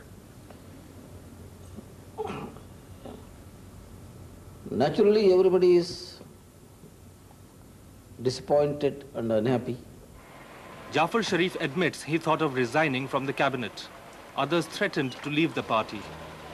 मेरा अपना ख्याल ये है कि हम अगर जैसे ये कम्युनल पार्टियों पर आरएसएस वगैरह पर बैन लगाया है और भी दूसरे ज़रूरी कदम कांग्रेस उठा ले तो जो एतमाद है वो रिस्टोर होगा, छोड़ने की कोई वजह नहीं है। और अगर नहीं होता तो हर एक को सोचने का हक है, वो सोचे। One can understand their grievances against us. Some of them communicated me also. They said we were depending on you, and you could not protect whether mosque or people, and that's why there is unhappiness. Not at all minimizing the present situation, where the people are quite angry with the party. More or less it is there on a fairly wide range of people. All of us are sorry for it, and I mean entirely everyone concerned has to take responsibility. What form must this acceptance of responsibility take? Well, that is for a matter to be discussed and decided. However, our poll shows that the party is actually blaming Narasimha Rao. Whilst many accuse him of earlier inaction, some are criticizing him for subsequent overreaction. There is no need for panic reactions and panic judgments and panic announcements. I think we should think over the matter coolly, get everybody together now that the act has been done. It's Ayodhya that really brings out Rao's critics. Only 20% feel he's emerged unscathed, whilst 4 out of 5 say he's been weakened. Though publicly the party has rallied round the PM, in private they are pointing fingers at him. We made a promise in our manifesto that the temple will be built without dismantling the mosque. Now the mosque is no longer there. To that extent, we have failed to keep our promise in the manifesto. There's a Urdu couplet on that के इधर उधर की बात ना कर, ये बता कि काफिला क्यों लुटा. हमें राज़नों से गर्ज नहीं, तेरी राबरी का सवाल है. Question is of leadership. What role the leadership of the country played at this crucial hour. But it's not only Ayodhya that congressmen complain about. Many are also concerned about the continual erosion of the party's image because of what they see as the Prime Minister's neglect of issues as far apart as the banishing of Bangarappa and the process of economic reforms. On Bangarappa, the MPs were quite explicit. Though 1/3 of them think Narasimha Rao handled the Bangarappa issue well, 2/5 feel he bungled. One MP from Karnataka even felt the need to add another box to our questionnaire. Very badly handled, he said. Though I am very sure that the High Command knows the need for replacement, but the delay in replacement has caused little damage to the party. The next question produced yet more negative results. Whilst 38% approved of his handling of Kashmir, the majority did not. One minister said, It hasn't been handled at all. Though 5 MPs said Rao's handling is imaginative, one of them actually meant something else. Yeah, it's imaginative. It's all in his mind, isn't it? It is not limited to law and order. There is more than that. So it requires more imagination? It requires more efforts, more communication with the people. Issue is the long-awaited cabinet reshuffle. Most MPs think it's the PM's prerogative to choose the moment, but 1/3 feel strongly enough to find fault. He's handling some of the most important ministries all by himself. Yeah. And that does lead to slowing down of the administration in those ministries? Well, that does affect. That does, at least I can say, from the viewpoint of performance in the parliament. There are 2 rooms full of files, waiting for his clearance. It's physically impossible for him to even sign them all. Visitors ask me, who's your foreign minister? I say Prime Minister. Who's your commerce minister? Prime Minister. Who's your industries minister? Prime Minister. Who's your law minister? Prime Minister. This is too much. But perhaps what's most dividing the party are the economic reforms. While 38% feel the need for fresh impetus, many are more concerned about their vote banks. One way or another, as many as 83% of MPs are unhappy. What we have seen in Eastern Europe, what we have seen in former USSR, if decision in the front of economy is not taken at proper time, ultimately that economy and these delay in decision affect the whole nation. They're not moving forward. Now, there is no way you can jump half a well. If you want to reform, you must go through the whole process of reform. You cannot stop. You cannot hold back. You cannot turn back. I do feel that our vote bank will be affected when there will be a propaganda that the subsidy withdrawal has been done on instance of big, IMF, World Bank or the imperialist countries. So many MPs disagreeing with the pace of reforms is probably an indication that Rao has failed to explain what he's trying to do. His economic initiatives were never discussed in party forums. We were only asked to endorse them. He talks of consensus, but where is the consensus within the party? Now, they can't really support us wholeheartedly, apart from party discipline, unless we're able to get across to them and say, look, this is what we are doing. Economic issues, though divisive, will never really excite political passions, and whilst Ayodhya does, in time it will recede. But the one problem that will stay with Rao is that having lost his credibility and consequently his authority, MPs are now openly sniping at his style of functioning. And that is something he cannot change, no matter what orchestrated image his working committee strives to present. He don't want to rub anybody. He want to appease everybody, and he want to see that everybody is in good humor, and the solution should be found out of it. Do you think that is working? It has not worked. That's what I can say. It has not worked. Indecisiveness, vacillation and oscillation are damaging the party. Should we be expected to sit quiet? And when it comes to the PM style, our poll confirms this concern. Just 1 in 10 believe the PM grabs the initiative, whilst 3 out of 4 think he reacts rather than acts. And a few actually added another category, insisting he doesn't react at all. Narasimha Rao's handling of the party was particularly criticized. Though he started off well, holding elections to the working committee, he ruined it all by nullifying the results when they were not to his liking. He himself wanted elections, but then he acted even worse than Indira Gandhi and Rajiv Gandhi.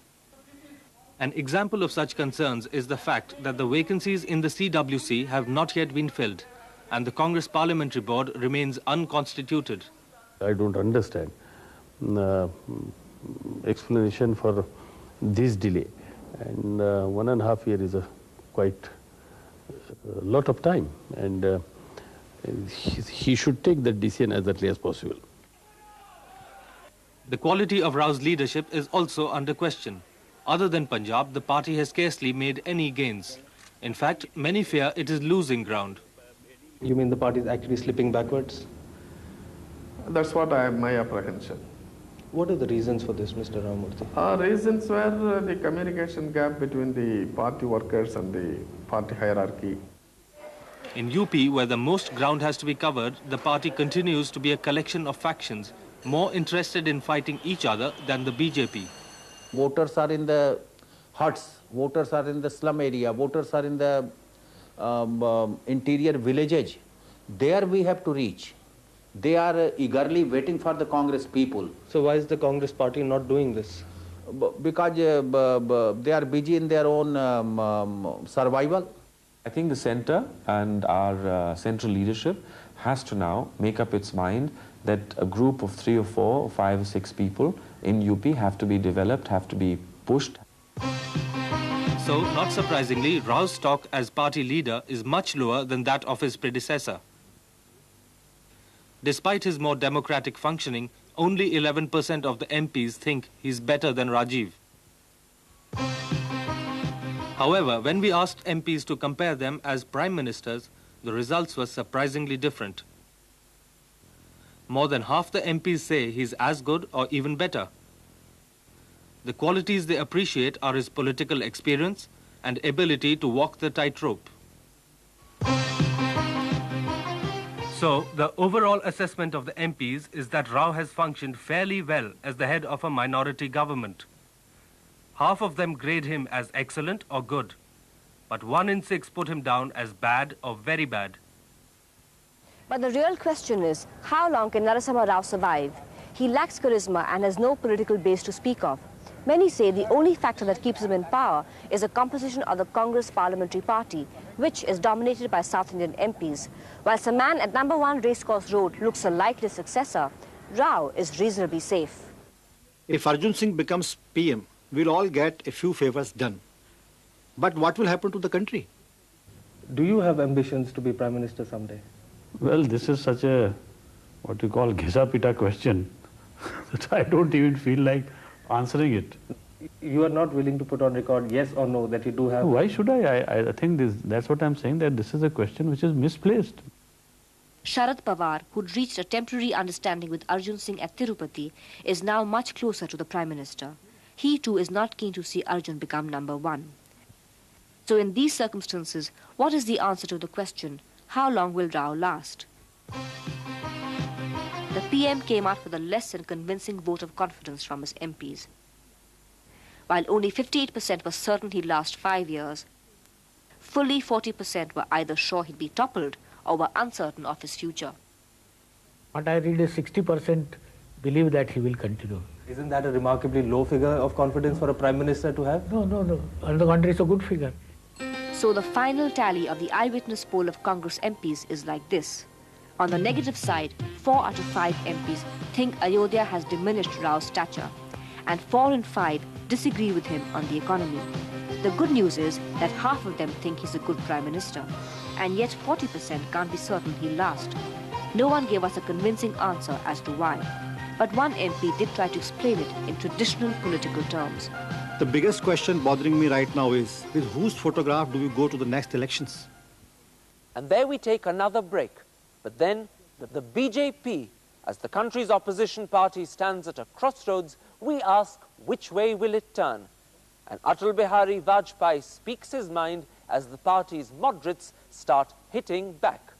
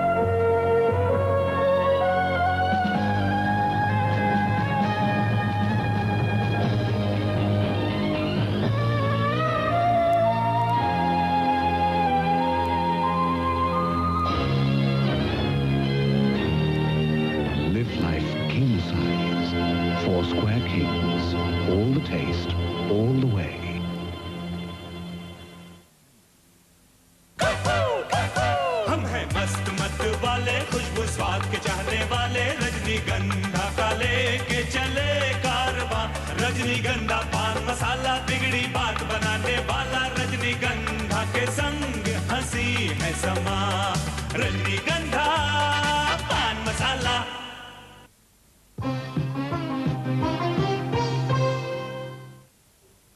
Welcome back. The debacle in Ayodhya has both given the BJP its greatest opportunity and also reduced its fortunes to their lowest ebb. That, at least, is how different factions within the party see their future. And the difference may not remain one of mere interpretation. It could lead to a battle over the direction the party hereafter takes, which may in turn tear it apart. Nireta Alva and KP Vijay examine the possibilities that lie ahead and the costs and consequences they entail. With its governments dismissed, its top leadership arrested, and its kindred organizations banned, the BJP stands at a crossroad. For as the dust settles on the demolition at Ayodhya, it is apparent that the BJP has effected the greatest political polarization since independence. Equally importantly, the communal frenzy which followed the events of December the 6th has been so seared on the Indian conscience that perhaps India has changed forever. In this situation, the BJP's hardliners want to capitalize on what they consider the achievements of December 6th, whilst the party's moderates want to draw back, rethink and start again. Yet most outside analysts believe that if the party is to channelize the sympathy it might have garnered into hard electoral gains, it must walk a tightrope between both factions. So as it stands at this historic crossroad, which way will it turn? That is the dilemma the BJP faces. They're in deep trouble. And they're in deep trouble because of one thing. You see, they had been projecting, and I think fairly successfully projecting themselves as a possible government in waiting. This image has been, I think, severely dented after what has happened, which means that even if they are centrist and disciplined, they certainly cannot control their followers. It will be a matter of very close scrutiny and examination by the party. Why did it happen? What went wrong? Where did the control mechanisms of the party as such fail? The leadership had given a commitment, we shall not let it happen. Where did the leadership misjudge the situation? Did it misjudge public sentiment? Did it misjudge administrative arrangements? In any respect, did it misjudge the temper of the rank and file of the party? That's a question that will almost certainly be answered in the affirmative. But questions asked by men like Jaswant Singh and even Vajpayee may not count for much. They are acknowledged moderates, and on that fateful day, it seemed as if the mantle of leadership had finally passed to the hardliners. So today, will their doubts be raised? And if they are, will they be answered? There are differences, there are different opinions, but our party has a significant and specific character that when we take a collective decision, every member, every person, even he might be having a different opinion, he abides by the collective decision. Suppose I express some strong views in the party meeting, then I should be described as a strong liner. And somebody else in a soft manner, soft approach is there in the party. He should be moderate. The whole thing is combined, heard, discussed, deliberated upon, and then finally a solution is arrived at. What lies behind all this is the future of the BJP as a political party, not only as a credible alternative to the Congress, but also as a viable opposition in the interim.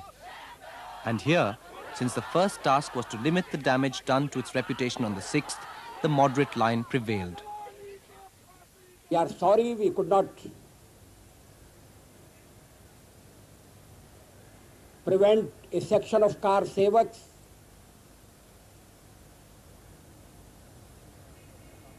to damage the disputed structure. It was not at all planned and thought out before. It was all accidental. In the presence of our leaders, when this sort of thing came out, then we have to regret for that. But even at this stage, there were others who took a defiant approach. Uma Bharti, for instance, in an interview to Eyewitness just before she was taken into custody, was unrepentant. हम तो regret नहीं करते. I am proud of them who did it, क्योंकि वो तो एक national Shem था. इस देश के ऊपर एक बहुत बड़ा कलंक का धब्बा था जो मिट गया, और इसमें वो मुसलमानों के लिए भी उतना ही कलंक था जितना कि हमारे लिए था. Do you regret the demolition of the Babri Masjid? Why should I? You don't regret it at all? No, not at all. There's no point of regretting about the events which happened in a certain course of events. So you have no regrets at all? No. Today at this point? No. How the moderate hardline split would have fared if nothing had happened to affect it is hard to say. But the Narasimha Rao government's decisions to dismiss the BJP governments and arrest its leaders has had, at least on the surface, one critical effect. It has forced the moderates to close ranks with the hardliners behind what appears to be a fresh cause célèbre. The decision regarding the rebuilding of the mosque, the arrest and the dismissal. I think these three things in particular have helped the BJP a great deal to kind of portray itself as a victimized organization. Now the aggressor, in a certain sense, has turned martyr. It is the government and Shri Narasimha Rao who is mobilizing people for us. I don't know which way does he want to go or take the Congress. He is entering into a disastrous sphere by making all the announcements he has been making, and the BJP is growing. Just how far-reaching the impact of Mr. Rao's decisions on the BJP divide actually were can easily be shown. Not only did moderates like Vajpayee, who had been expressing regret, change their stance, but they also went on to the offensive. Vajpayee tried to hold his now famous Talkatora Stadium rally, defying tear gas, and got arrested. ये meeting न होने देना एक इंतहाई बेवकूफ़ी की चीज़ है, कोई अकल की बात नहीं है और कोई लॉजिक नहीं है, कोई मतलब नहीं. You now, in the midst of a no confidence motion, of which he is the mover, you go and arrest Atal Bihari Vajpayee when the parliament is in session. On what charge? On the charge that he wishes to go and give voice to his views? He's got every right, after 40 years, almost half a century of public life in the country, he hasn't a right to go and give voice to his views. After what he has done in parliament, he is the only speaker that poured a balm, that applied a balm to the wounds that had afflicted India. And you go and arrest Atal Bihari Vajpayee on these grounds. Later, surrounded by thousands of party workers inside Delhi's Parliament Street police station, this is what he told Eyewitness. But if you call me a liberal, then look how the government has treated a liberal.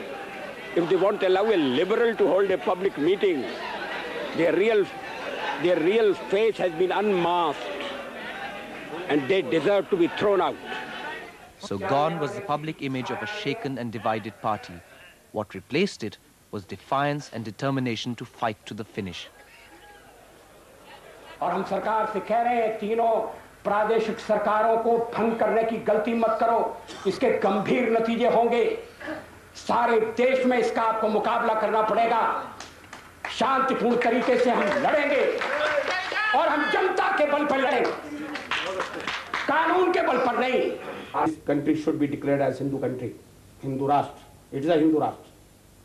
Okay. Then what about secularism? का मतलब क्या होगा? Secularism हमारे से बढ़कर के secularist विश्व में कोई भी नहीं है.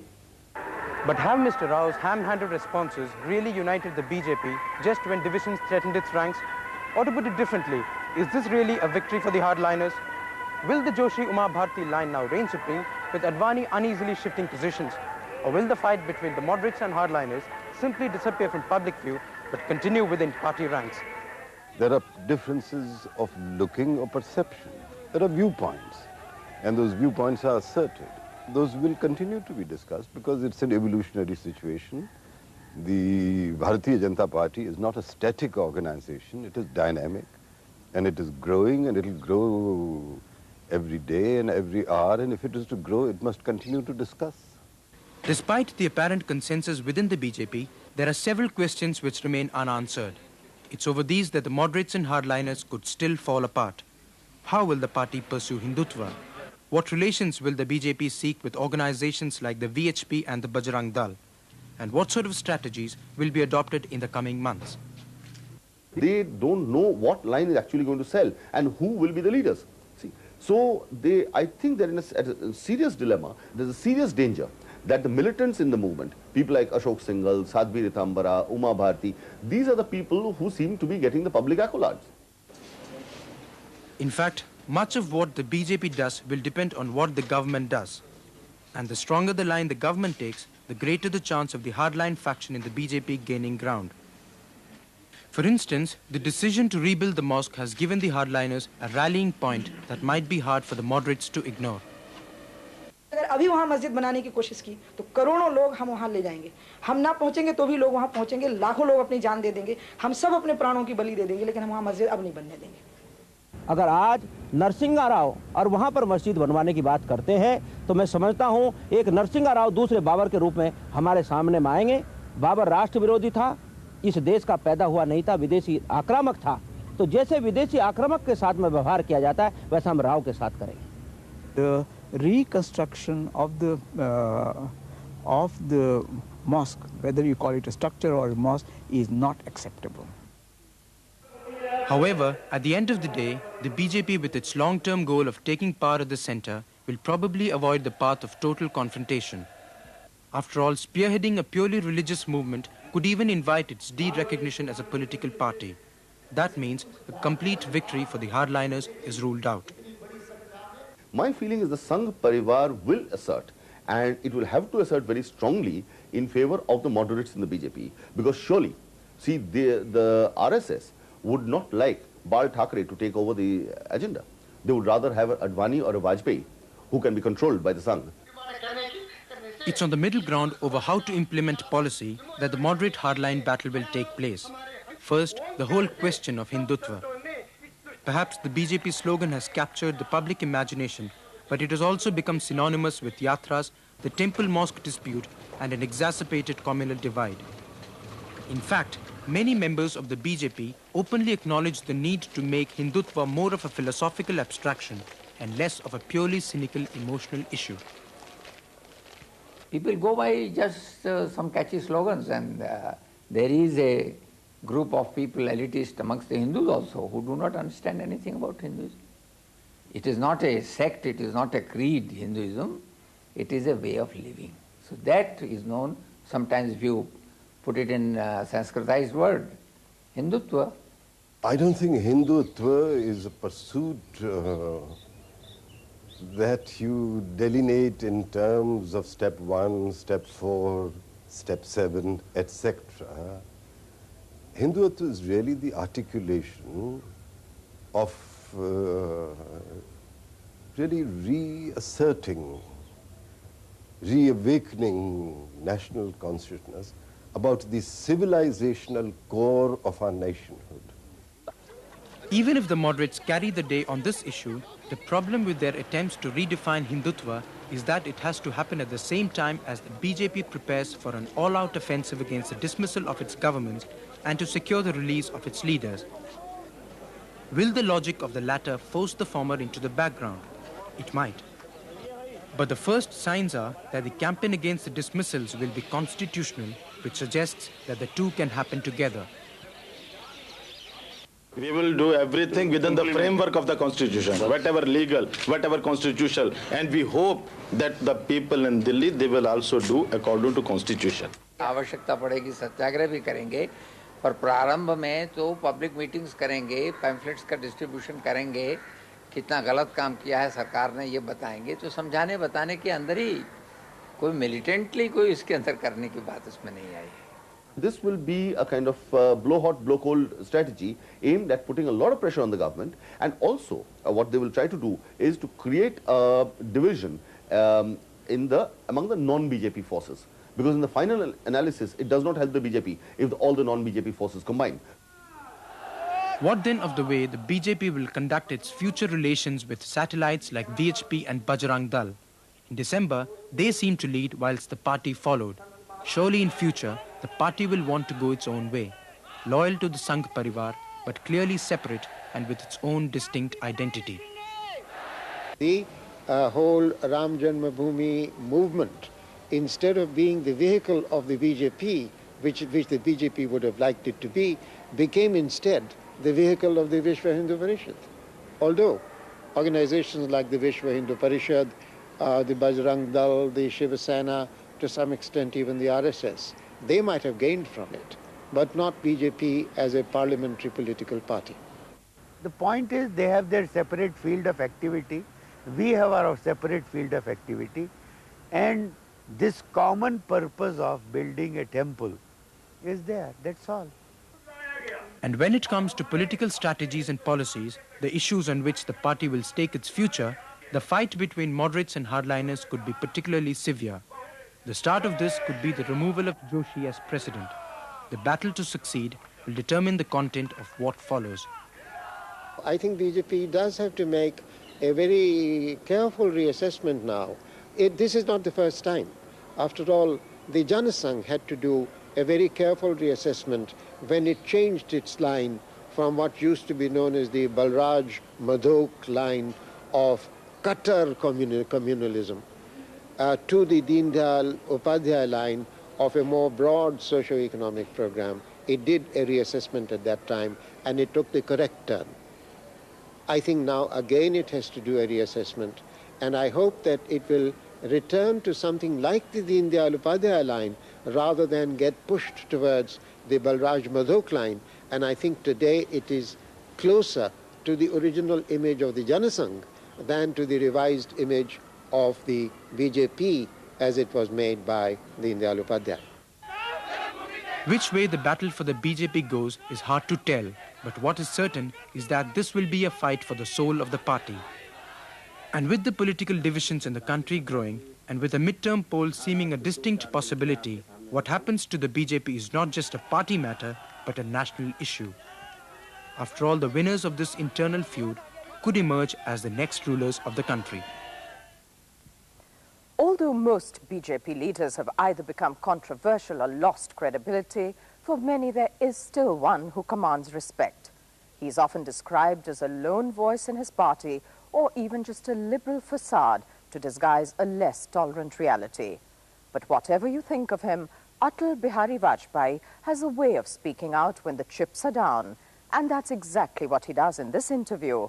And although many in his party may not like what he says, they cannot ignore it. Mr. Vajpayee, you've often been described as a liberal. What does a liberal mean to you? What are the sort of liberal values that you hold dear? Take, for example, tolerance. Even if you think that the other viewpoint is not correct, you have to listen to that viewpoint. You have to respect the holder of that viewpoint. There are bound to be differences. But differences should not lead us to intolerance. Just because you differ with somebody, you should not become intolerant of them. Do you find people around you becoming intolerant? Do you find that intolerance No, is there increasing? is a growing tendency, yes, in the country as a whole. In politics? Attitudes are getting hardened. There is the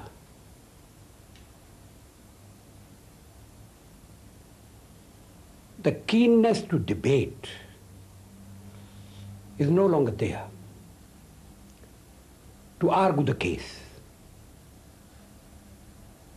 The moment you differ, you think that the other guy is a rascal, is a dishonest person, and his view should be rejected in toto. This is something not desirable at all. Tolerance, compassion, respect for each other's viewpoint. Even if we differ, we should be ready to have a debate. And this is missing. Did you, after December the 6th, offer your resignation to Mr. Sundar Singh Bhandari, the Vice President of the BJP, and to the Lok Sabha Speaker? I sought the permission of the party to resign from Lok Sabha. When I met the Speaker, I expressed my desire to submit my resignation. The party did not allow me to resign. The Speaker was not willing to accept my resignation. Why did you want to resign? No, I wanted to resign from the Lok Sabha because I had to defy the chair. It never happened that when a speaker was on his legs, I persisted in saying something. But that happened that day. Congress friends of the left parties, they didn't allow me to speak. The Honorable Speaker wanted me to make my submission. But the next day, the situation reached such a boiling point that on behalf of the party, I had to say something because I became the spokesman after the arrest of Mr. Advani. But the Speaker did not allow me. And in a way, I defied him. So you were resigning from the Lok Sabha in protest against the Speaker's refusal? Not in protest, to express my regrets that such a situation, I was confronted with such a situation that I had to defy the chair. I had to defy the chair. Why did you submit your resignation to Mr. Bhandari? Were you also resigning from the party? No, I was not resigning from the party. I was resigning from the national executive. Why were you doing that? No, because of differences on the Ayodhya issue. What sort of differences? No, what happened on 6th of December at Ayodhya should not have happened at all. And we could not control those who assembled at Ayodhya. It was a failure on our part. We have expressed regret. But I thought that I was also responsible for creating an impression in the country. I had addressed a public meeting at Lucknow jointly with Advani ji and Joshi ji. I had given a clear assurance to the people that the disputed structure will not be demolished. But it was demolished. I wanted to express my regrets, agony, anguish. That's why I tendered resignation. You also spoke of differences within the national executive. What sort of differences? No, I don't discuss party matters in public. All right. Why did you allow them to persuade you to withdraw your resignation? No, because when I saw that party was sharing my view, and top leaders of the party, even top leaders of RSS, they came out with public statements regretting what had happened at Ayodhya. Then I decided not to pursue with it.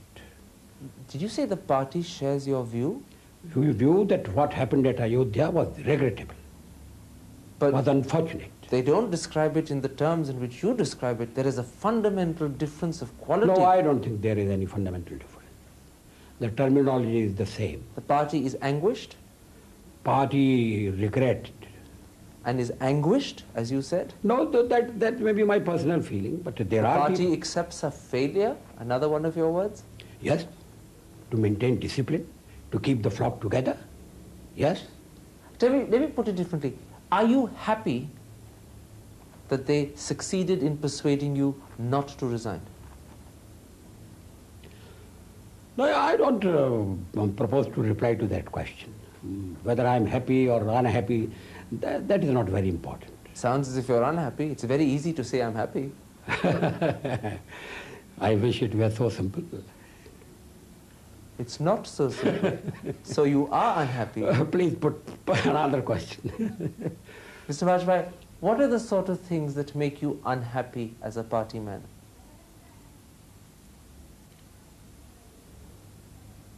That will require a long reply. You have all the time in the world, sir. No, but I don't have time. Please give us some idea. You're a senior and very respected No, I'm not politician. discussing all these matters, please. But you accept that there are many things within the party that make you unhappy today? Yeah, there are.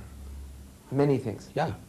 To what extent in your image has the party's important image of discipline, of adherence to principle, of maintaining law and order suffered as a result of December the 6th?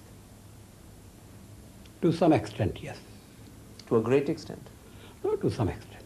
But BJP's image as a disciplined party has suffered to some extent, and we are concerned about it.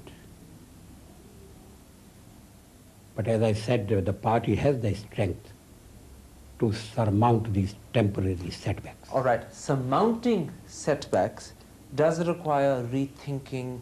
It does require slight changes and adjustments. So let's talk about that. In future, what sort of relations would you like your party to have with organizations like the Bajrang Dal, the VHP, even the Dharm Sansad? No, this is not the time to discuss our relations with other organizations, particularly in the situation when organizations are bent. They are facing an onslaught from the government. Okay, Mr. Vajpayee, So I have to have, let me stop your defensiveness. What you're still implying is that at some point the party has to rethink its relationship, but maybe not now. Not only the party, the entire country has to rethink. but the party has to rethink its relationship with these particular organizations. Not only with these organizations, but party has to undertake self-introspection. And we are doing it at the moment. What does this self-introspection cover? What are the sort of things it needs to think about? No, why things happened the way in which they happened at Ayodhya on the 6th? Why? That is the question. Several leaders of your party were involved in taking masses there, giving conflicting opinions. I'm talking about Mr. Advani for one. He took people there, he organized yatras that instigated people, he gave conflicting advice to MPs, he said conflicting things, he wasn't even clear-cut, it seems, about the nature of the Kar Seva. To what extent, at the end of the day, does Mr. Advani have to bear a large responsibility that the party will want to focus in on? No, I would not like to discuss Mr. Advani here. But the leadership as a whole will be? No, as I told you earlier, even on the 5th December,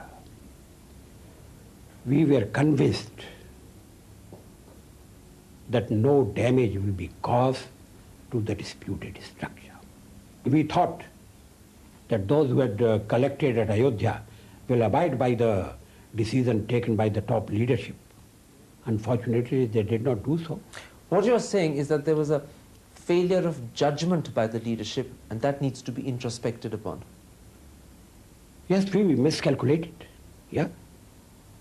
And the leadership... Because we were, at the last moment, we were faced, the people collected at Ayodhya were faced with the choice of either doing nothing or doing something undesirable. And in a sense, the leadership was responsible for letting this outcome happen. They should have thought about it in advance. No, we should have thought about many things in advance. But we had pinned our hopes on the judgment being delivered before the 6th. Do you believe that the BJP should now struggle for the restitution of temples at Mathura, Kashi Vishwanath? No, this is a hypothetical question. Unfortunately, a lot of things begin as hypotheses. A lot of things begin as hypotheses. Would you want the party to struggle for these two temples after everything that's now happened? No, Mathura, either Mathura or Varanasi, they are not on our agenda. And you don't want them on the agenda? No. Let me say something else to you. You sounded very honest. You've spoken with enormous sincerity and confidence. But a lot of people listen to Atal Bihari Vajpayee and say, he speaks in a conciliatory fashion on one day, and he blows very hot like a devil the next. He's being manipulated by the RSS. People are free to draw their conclusions. I am what I am. And but is there a sense in which... And I don't suffer from double think or double speak. No, I don't. Everything you said to me today, you mean? Of course. Do you have any doubts?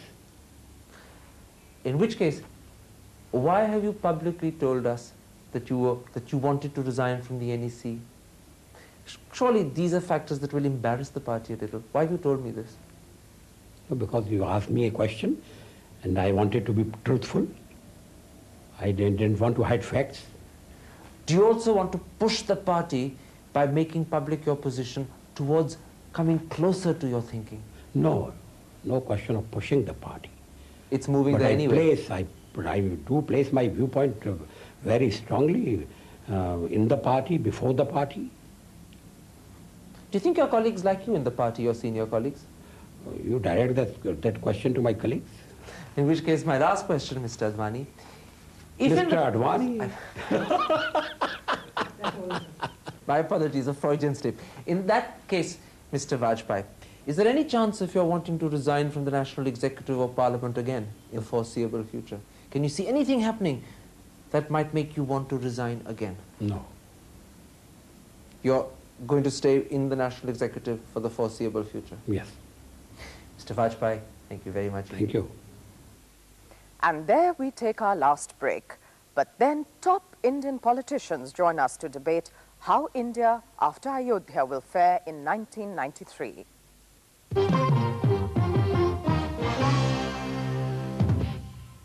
The hors d'oeuvres, exotic. The salad, crisp. The melody, sweet. The composer, Beethoven. The feeling, warm. The airline, Air India. A great new experience.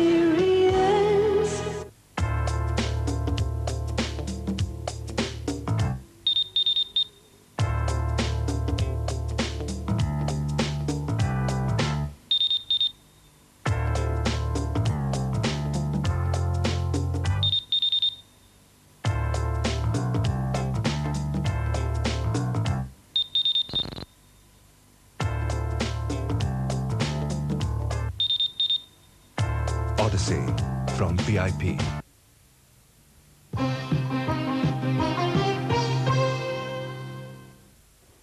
Welcome back. Like an atom bomb, the fallout of Ayodhya is likely to be more far-reaching than the actual demolition itself. As yet, understandably, it's the initial trauma that has concentrated our minds. But as the weeks pass, it's time to assess how in 1993 India will experience this impact and what we can do to contain it. For if there is one thing we can be clear of, it's that December the 6th, 1992 was not the culmination so much as the beginning of a new chapter. Here to discuss and speculate about what the future holds are four leading politicians. They are, in alphabetical order, Mr. Sikandar Bakht, the leader of the opposition in the Rajya Sabha and vice president of the BJP, Mr. George Fernandes, former Industries and Railways Minister and a leading member of the National Front Left Front Combine, Mr. Madhav Rao Sindhya, the Minister for Tourism and Civil Aviation and a future contender for Prime Minister, and Mr. Chandra Shekhar, former Prime Minister and head of the Samajwadi Janata Party. Mr. Chandrasekhar, as we enter 1993, what would you say is the lasting impact of December 6th? I don't know. It is very difficult for me to say anything about the impact of December 6th because as of today, it is a matter of national shame. And I don't know how long nation will take to recover from it because even today, the attitude of the people concerned with the Ayodhya affair is not very positive. It is, I am not trying to apportion blame to any one group or any one party, but the nation as a whole and the political party collectively are not responding to the calamity that has befallen to the nation. So it is very difficult for me to make a conjecture. In your long time in politics, can you remember a moment as bad as this before? I think the only moment that I can think of is the assassination of Mahatma Gandhi. But even at that time, that was an act of one person who went mad or who was a lunatic in the words of Pandit Jawaharlal Nehru. Here, everybody in politics has failed. And sordid affair is that the government of India has failed and the main opposition party has not been able to keep up the promise made to the people of this country, to the Parliament, to the National Integration Council and the Supreme Court. And saddest part of it is that for 6 hours, that monument was being demolished and the government of India was a passive spectator. We have no explanation. I want very much to talk about this failure of the government, but before we do that, to what extent, Mr. Fernandes, do you think that our secularism has been damaged? As of now, it looks that it has been damaged beyond repair. Beyond repair? As of now.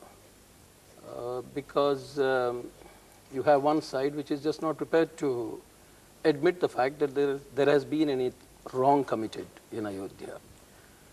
But I would like to make a point, taking off from what Chandrasekhar has said, and that is, in terms of the failure, when you discuss failure of various parties and so on, I do not believe that this failure is something that is related to only 6th of December. There has been a total breakdown in our politics, and this breakdown has been over these last decade and more. Since the emergency, I do not believe that we have had any serious politics. Where are the people who are today debating the issues that Ayodhya has thrown up? Okay, we're talking a lot about failure, and much of it has to fall into your lap inevitably, Mr. Sindhya. If you had been Prime Minister, would you have trusted the BJP? particularly when it was quite clear that they were doing almost everything to thwart the positioning of central forces in and around Ayodhya? Would you have trusted them? Well, let me say, first of all, that that's a hypothetical question, the way you put it. Secondly, my views on the BJP are... What's wrong with hypothetical questions? Please answer. No, I am answering it, but I'm just putting it in the right perspective. So what you asked me, in the terms in which you put it, it is a hypothetical question. And as far as my personal views on the BJP is concerned, and I think I reflect what my party also feels about it, is I think my views are very well known. Which is you wouldn't have trusted them? No, which is really symbolized in the statement that I did make in Lucknow about a year ago. As far as trusting them is concerned, I think that the person, it's something which comes within the purview of the Home Ministry. The Home Minister was dealing with it. There is a constitution in this country which we as a democratic party respect. And under that constitution, there was a duly elected government with a chief minister who gave an undertaking in not only the National Integration Council, not only to the Prime Minister and to the highest executive personality, but also to the highest court of the land. And I think that a government which was respecting the Constitution, which respects the Constitution, which is democratic in nature, probably accepted that. On hindsight, this may appear to have been maybe a mistake, but this is on hindsight. Let's be specific. The Prime Minister made a mistake in trusting the BJP. No, on hindsight. On hindsight, he made... I'm not saying that he made a mistake. Don't put words into my mouth. What I'm saying is that public judgment, some people may feel that on hindsight this was a mistake. But you have to judge an action at the time when it took place. And as an elected government of this country, we have a duty towards the Constitution. There is a Constitution laid down. And the Prime Minister, especially the Prime Minister, his the attitudes that he has, the very democratic attitudes that he has to make sure that he abides by that Constitution. Sure, and you're a cabinet minister, and you have to make sure that you don't break ranks. But let me put it to them. Does his answer fill you with confidence? No, I can understand the position of Madhav Raoji, but the problem is that Constitution envisages that there may be occasion when the state governments will not discharge their responsibility. And only for that occasion, a responsibility and authority has been given to the government of India to take care of the situation. It is not the question of trusting or not trusting BJP. The question is discharging your duty. I shall trust many leaders of the BJP, I tell very frankly. Including Sikandrabad. Including Sikandrabad, and more so, not only Sikandrabad, but I trust Atal Bihari Vajpayee more than anybody else in Parliament today, today. But his party doesn't trust him. No, even party, but it is not the question of trusting BJP. The question is whether I as the Prime Minister is capable of dealing with the situation or not. We cannot take excuse that we trusted a person, he betrayed, so nation was put to an affront or a shame. But this is not the answer that I shall get convinced myself. But there are differing opinions. There is also a very large section of people which do feel that the Prime Minister was correct in acting by the Constitution. And if he had taken any precipitate action, that would have been open to very, very great criticism. Madhav Raoji, he was not acting according to the Constitution. The Constitution called upon the Prime Minister to be ready of a situation where the situation might go out of the hand of Kalyan Singh government. Leave the question of trust and distrust. If the government would have proved incapable, was there any responsibility of the government of India and the Prime Minister or not? That is the question. The Constitution envisages that in the situation of a failure of a state government, the government of India should step in order to correct the situation. We've talked so far about the failure or the competence of the government before the 6th. Let's bring you in, Mr. Bakht, and talk about how you think the government's handled things after the 6th. Am I right in believing that after the 6th, the government's actually boosted your party? Primarily, I'd like to come back to your question, of course, but primarily, I have two questions to ask and answer. One is about secularism. Probably Chandrasekhar ji or George perhaps said that, or you yourself asked the question about secularism, whether secularism has been bruised badly after the 6th of December. And I say that we have not been going the secularism way from the word go. The present situation is the result of 45 years. 6th of December has not arrived all of a sudden. It is the result of compartmentalizing secularism for the last 45 years. That's very much the point Mr. Fernandez was making as well. That's exactly. So what I mean is there are certain obvious aberrations in our using the word secularism up till now. We have been partners in governments with known communalists who got this country divided. And nobody seems to be aware of that fact today.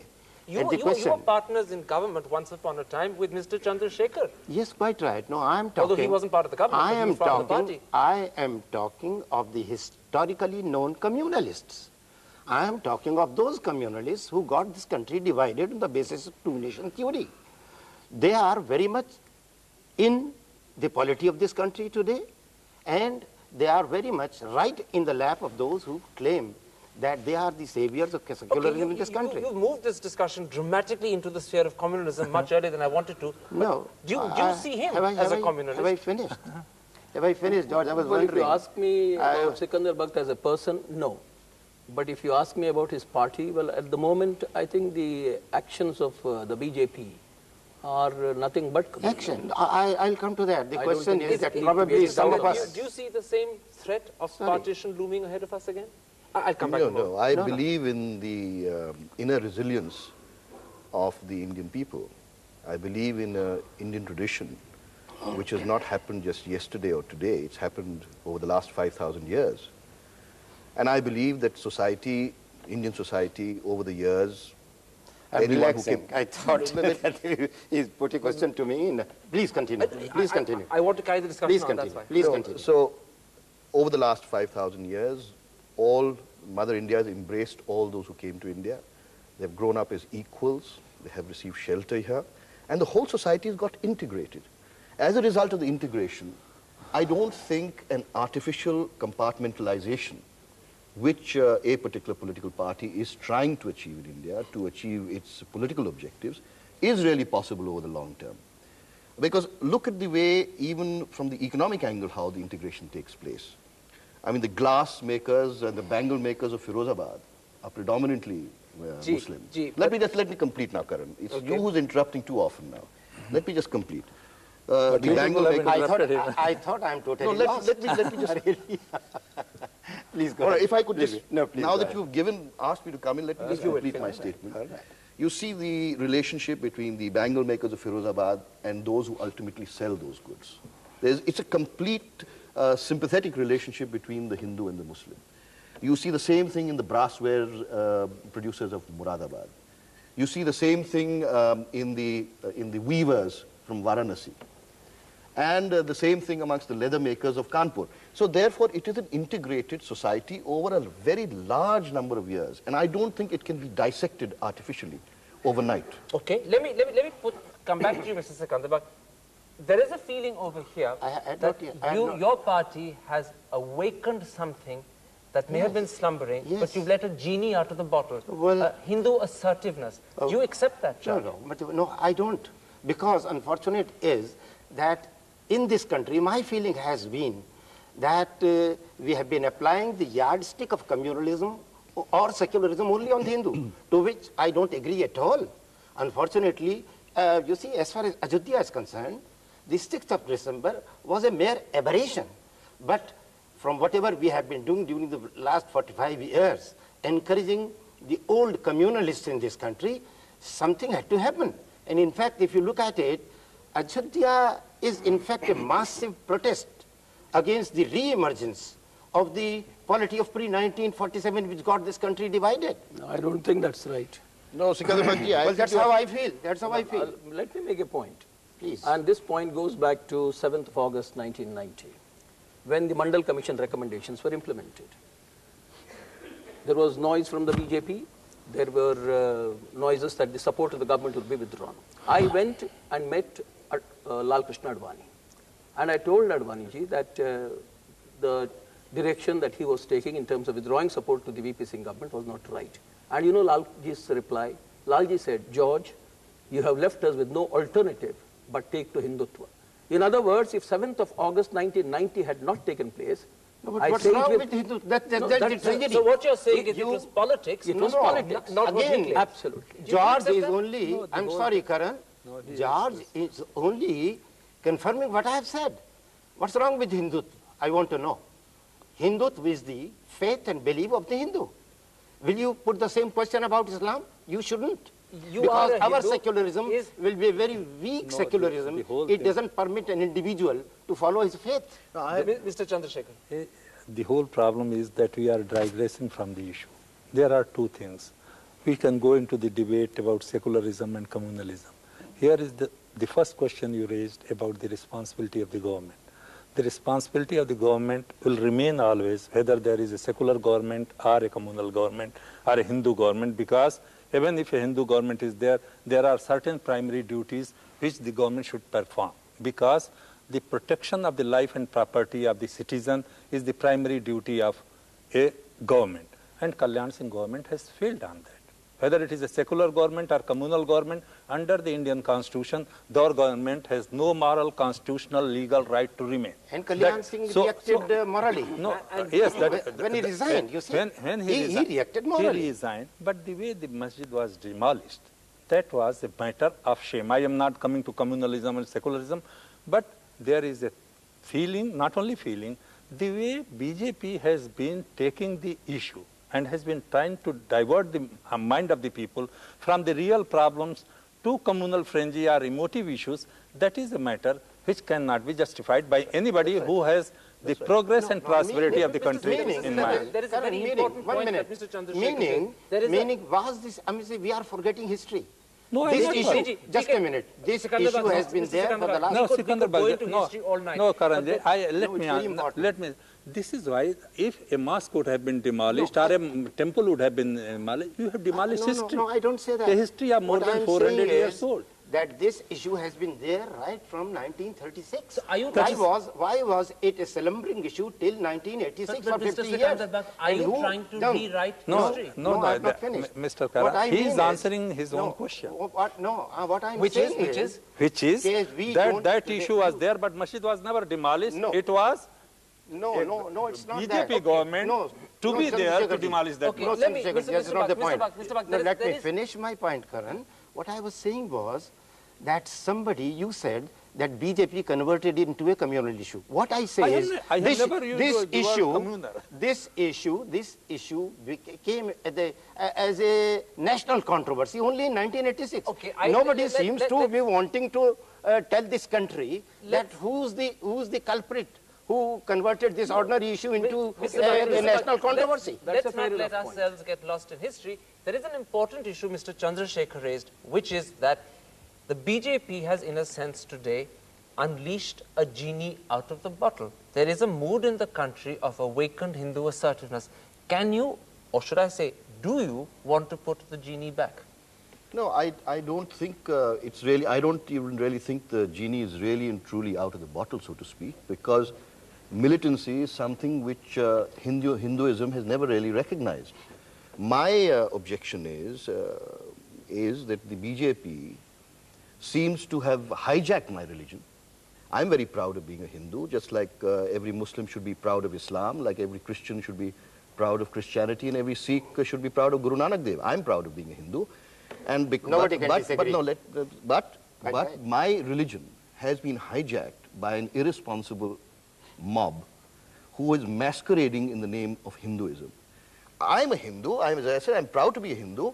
I have given no letter of authority to Mr. Ashok Singhal or any other person from the BJP to be my spokesman. I accept that. And therefore, It doesn't require a certificate from anybody. I therefore believe that the majority Hindu in this country, the large majority, is still one who believes in non-violence, who believes in all the things that Hinduism stood for in over 5,000 years. But the question I asked was, as a government, are you concerned about the mood in the country of an awakened Hindu assertiveness that many people feel I don't think so, because this is not the real Hindu ethos. It is something which, just a minute, let me just finish.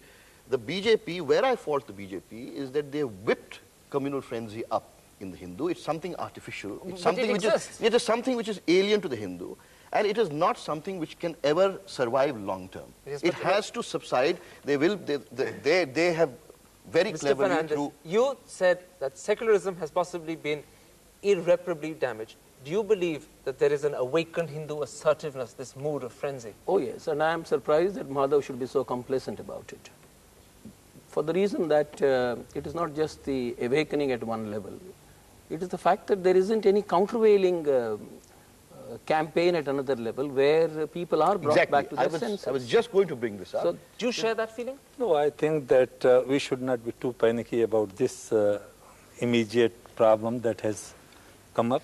I think that in spite of all provocations in the past, Hindu ethos has never taken to violence, has never taken to things which are being propagated today. There are many aggressors who came to this country and they looted the country, they killed people, but in spite of that, Hindu did not give up their tolerance, compassion, human brotherhood. But temporarily, I think this problem has come to a point where the nation will have to pay a very heavy price, and as George says, we should be conscious about it. And not only Madhav Rao Scindia being in the Congress party or in the government of India, I shall plead Sikandar Bhatt, men like Sikandar Bhatt, who were confirmed seculars. Now he is a new convert, so he is more enthusiastic. Oh. Because Sikandar Bhatt, you know his political background, Yes, and he has been my friend. So I want to come to Mr. Sikandar Bhatt, but you spoke about the need for countervailing measures, and Mr. Scindia agreed. That's right. What if you were in government? Would you be doing in 1993? No, I don't believe the government is capable of taking any countervailing measures. My problem is that there is no politics in India today. Where are the political parties? Where are their organizations? Where is their ideology? Where are they confronting Hindutva as an ideology? Nobody is challenging Hindutva as the faith of a person. Yeah. And that is not what Advani meant when he said, you have left us with no option, but now take to Hindutva. He meant that we will now fight back with a weapon which will be an ideological weapon. Hindutva as an ideology. And we don't have an answer to that. Do you share that? We do, because I fully agree with you, George, that there is no countervailing campaign, shall we say, or countervailing voice, so to speak. But the real Hindu is going to stand up. He is going to object to this hijack that is taking place. And there are many scholars of Hinduism who can really convey that message, what Hindutva really stands for. We don't know here what the real Hindu will or won't do, but what will you as a government do to produce these countervailing measures? So this is something which is not just the sole responsibility of government. The soul of the nation has to speak. And that soul of the nation will be awakened.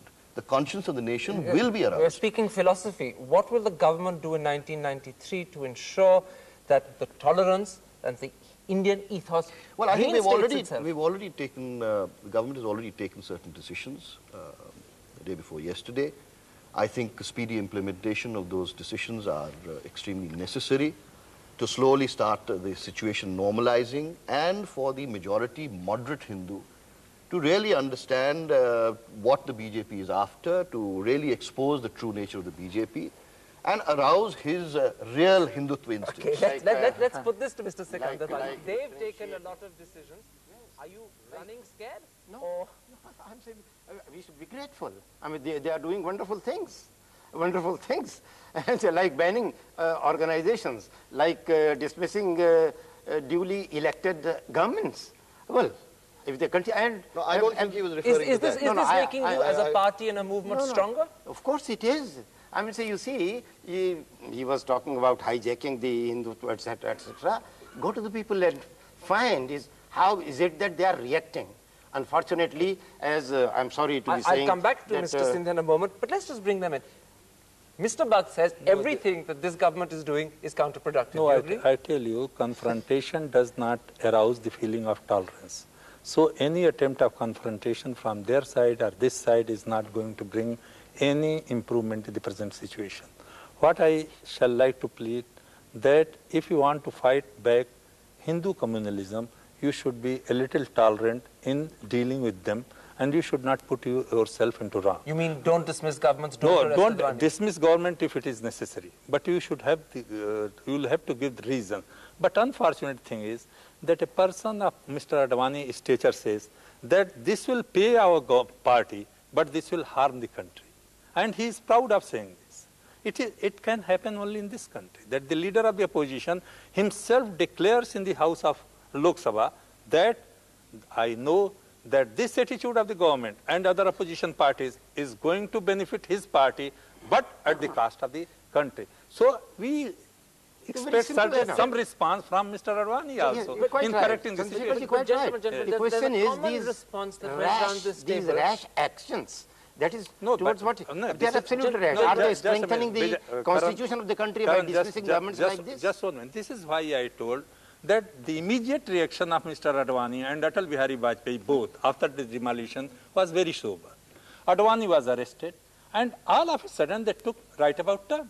I told Mr. Atal Bihari Vajpayee that was it so important, the arrest of Mr. Advani under an ordinary section of IPC, that you should change your whole attitude about Indian politics and the problem before the nation. Let me pick up something you said. There's a widespread feeling which you all share that in a sense, politics has come to dominate this country. No matter whether you're BJP, Congress or wherever, you're all playing politics and the real loser is the country. Right. There are no policies, there are no principles.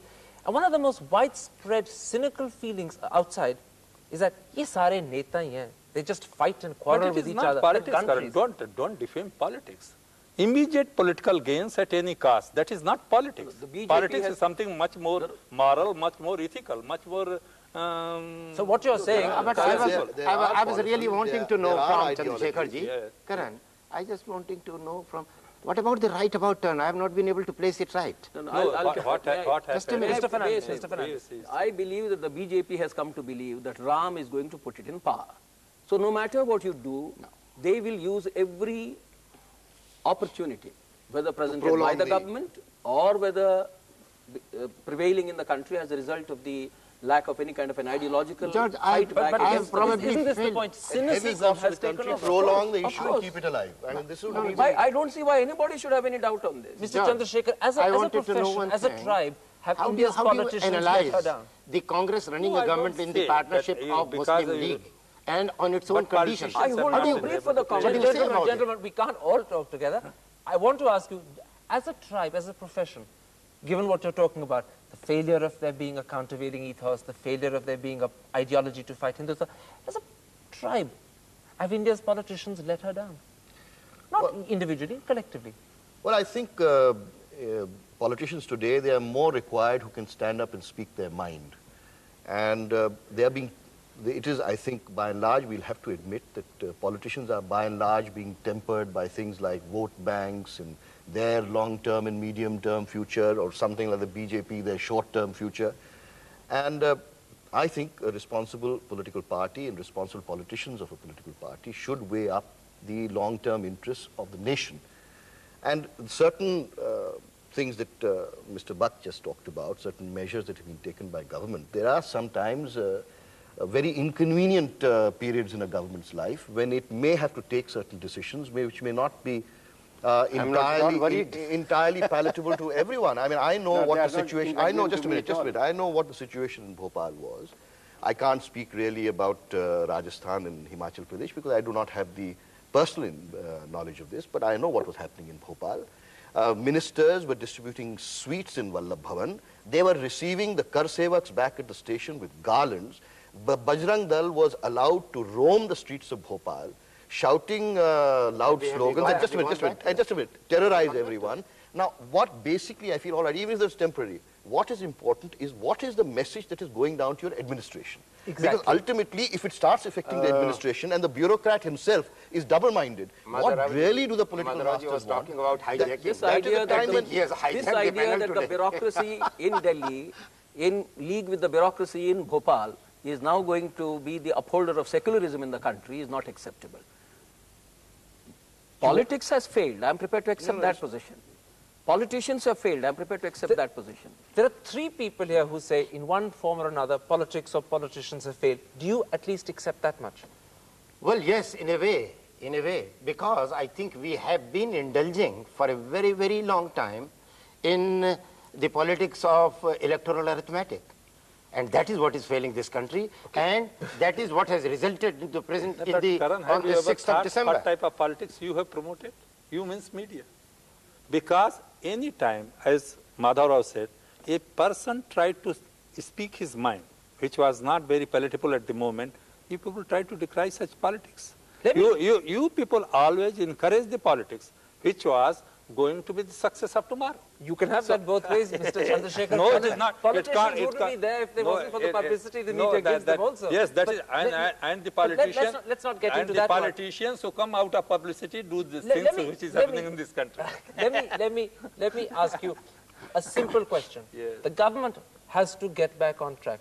Will a change of Prime Minister help? I don't know, because I have spoken my mind. It is not always proper to rub the old man all the time. I'm not going to say anything about this. You're becoming a diplomat late in No, life. I'm not diplomat, because any prime minister in any parliamentary democracy would have survived this calamity. Let me put something to you, Mr. Sindha. We have done a poll. 4 out of 5 Congress MPs in that poll say the Prime Minister is damaged or seriously damaged. 40% say that he will not finish his term. How do you respond to that?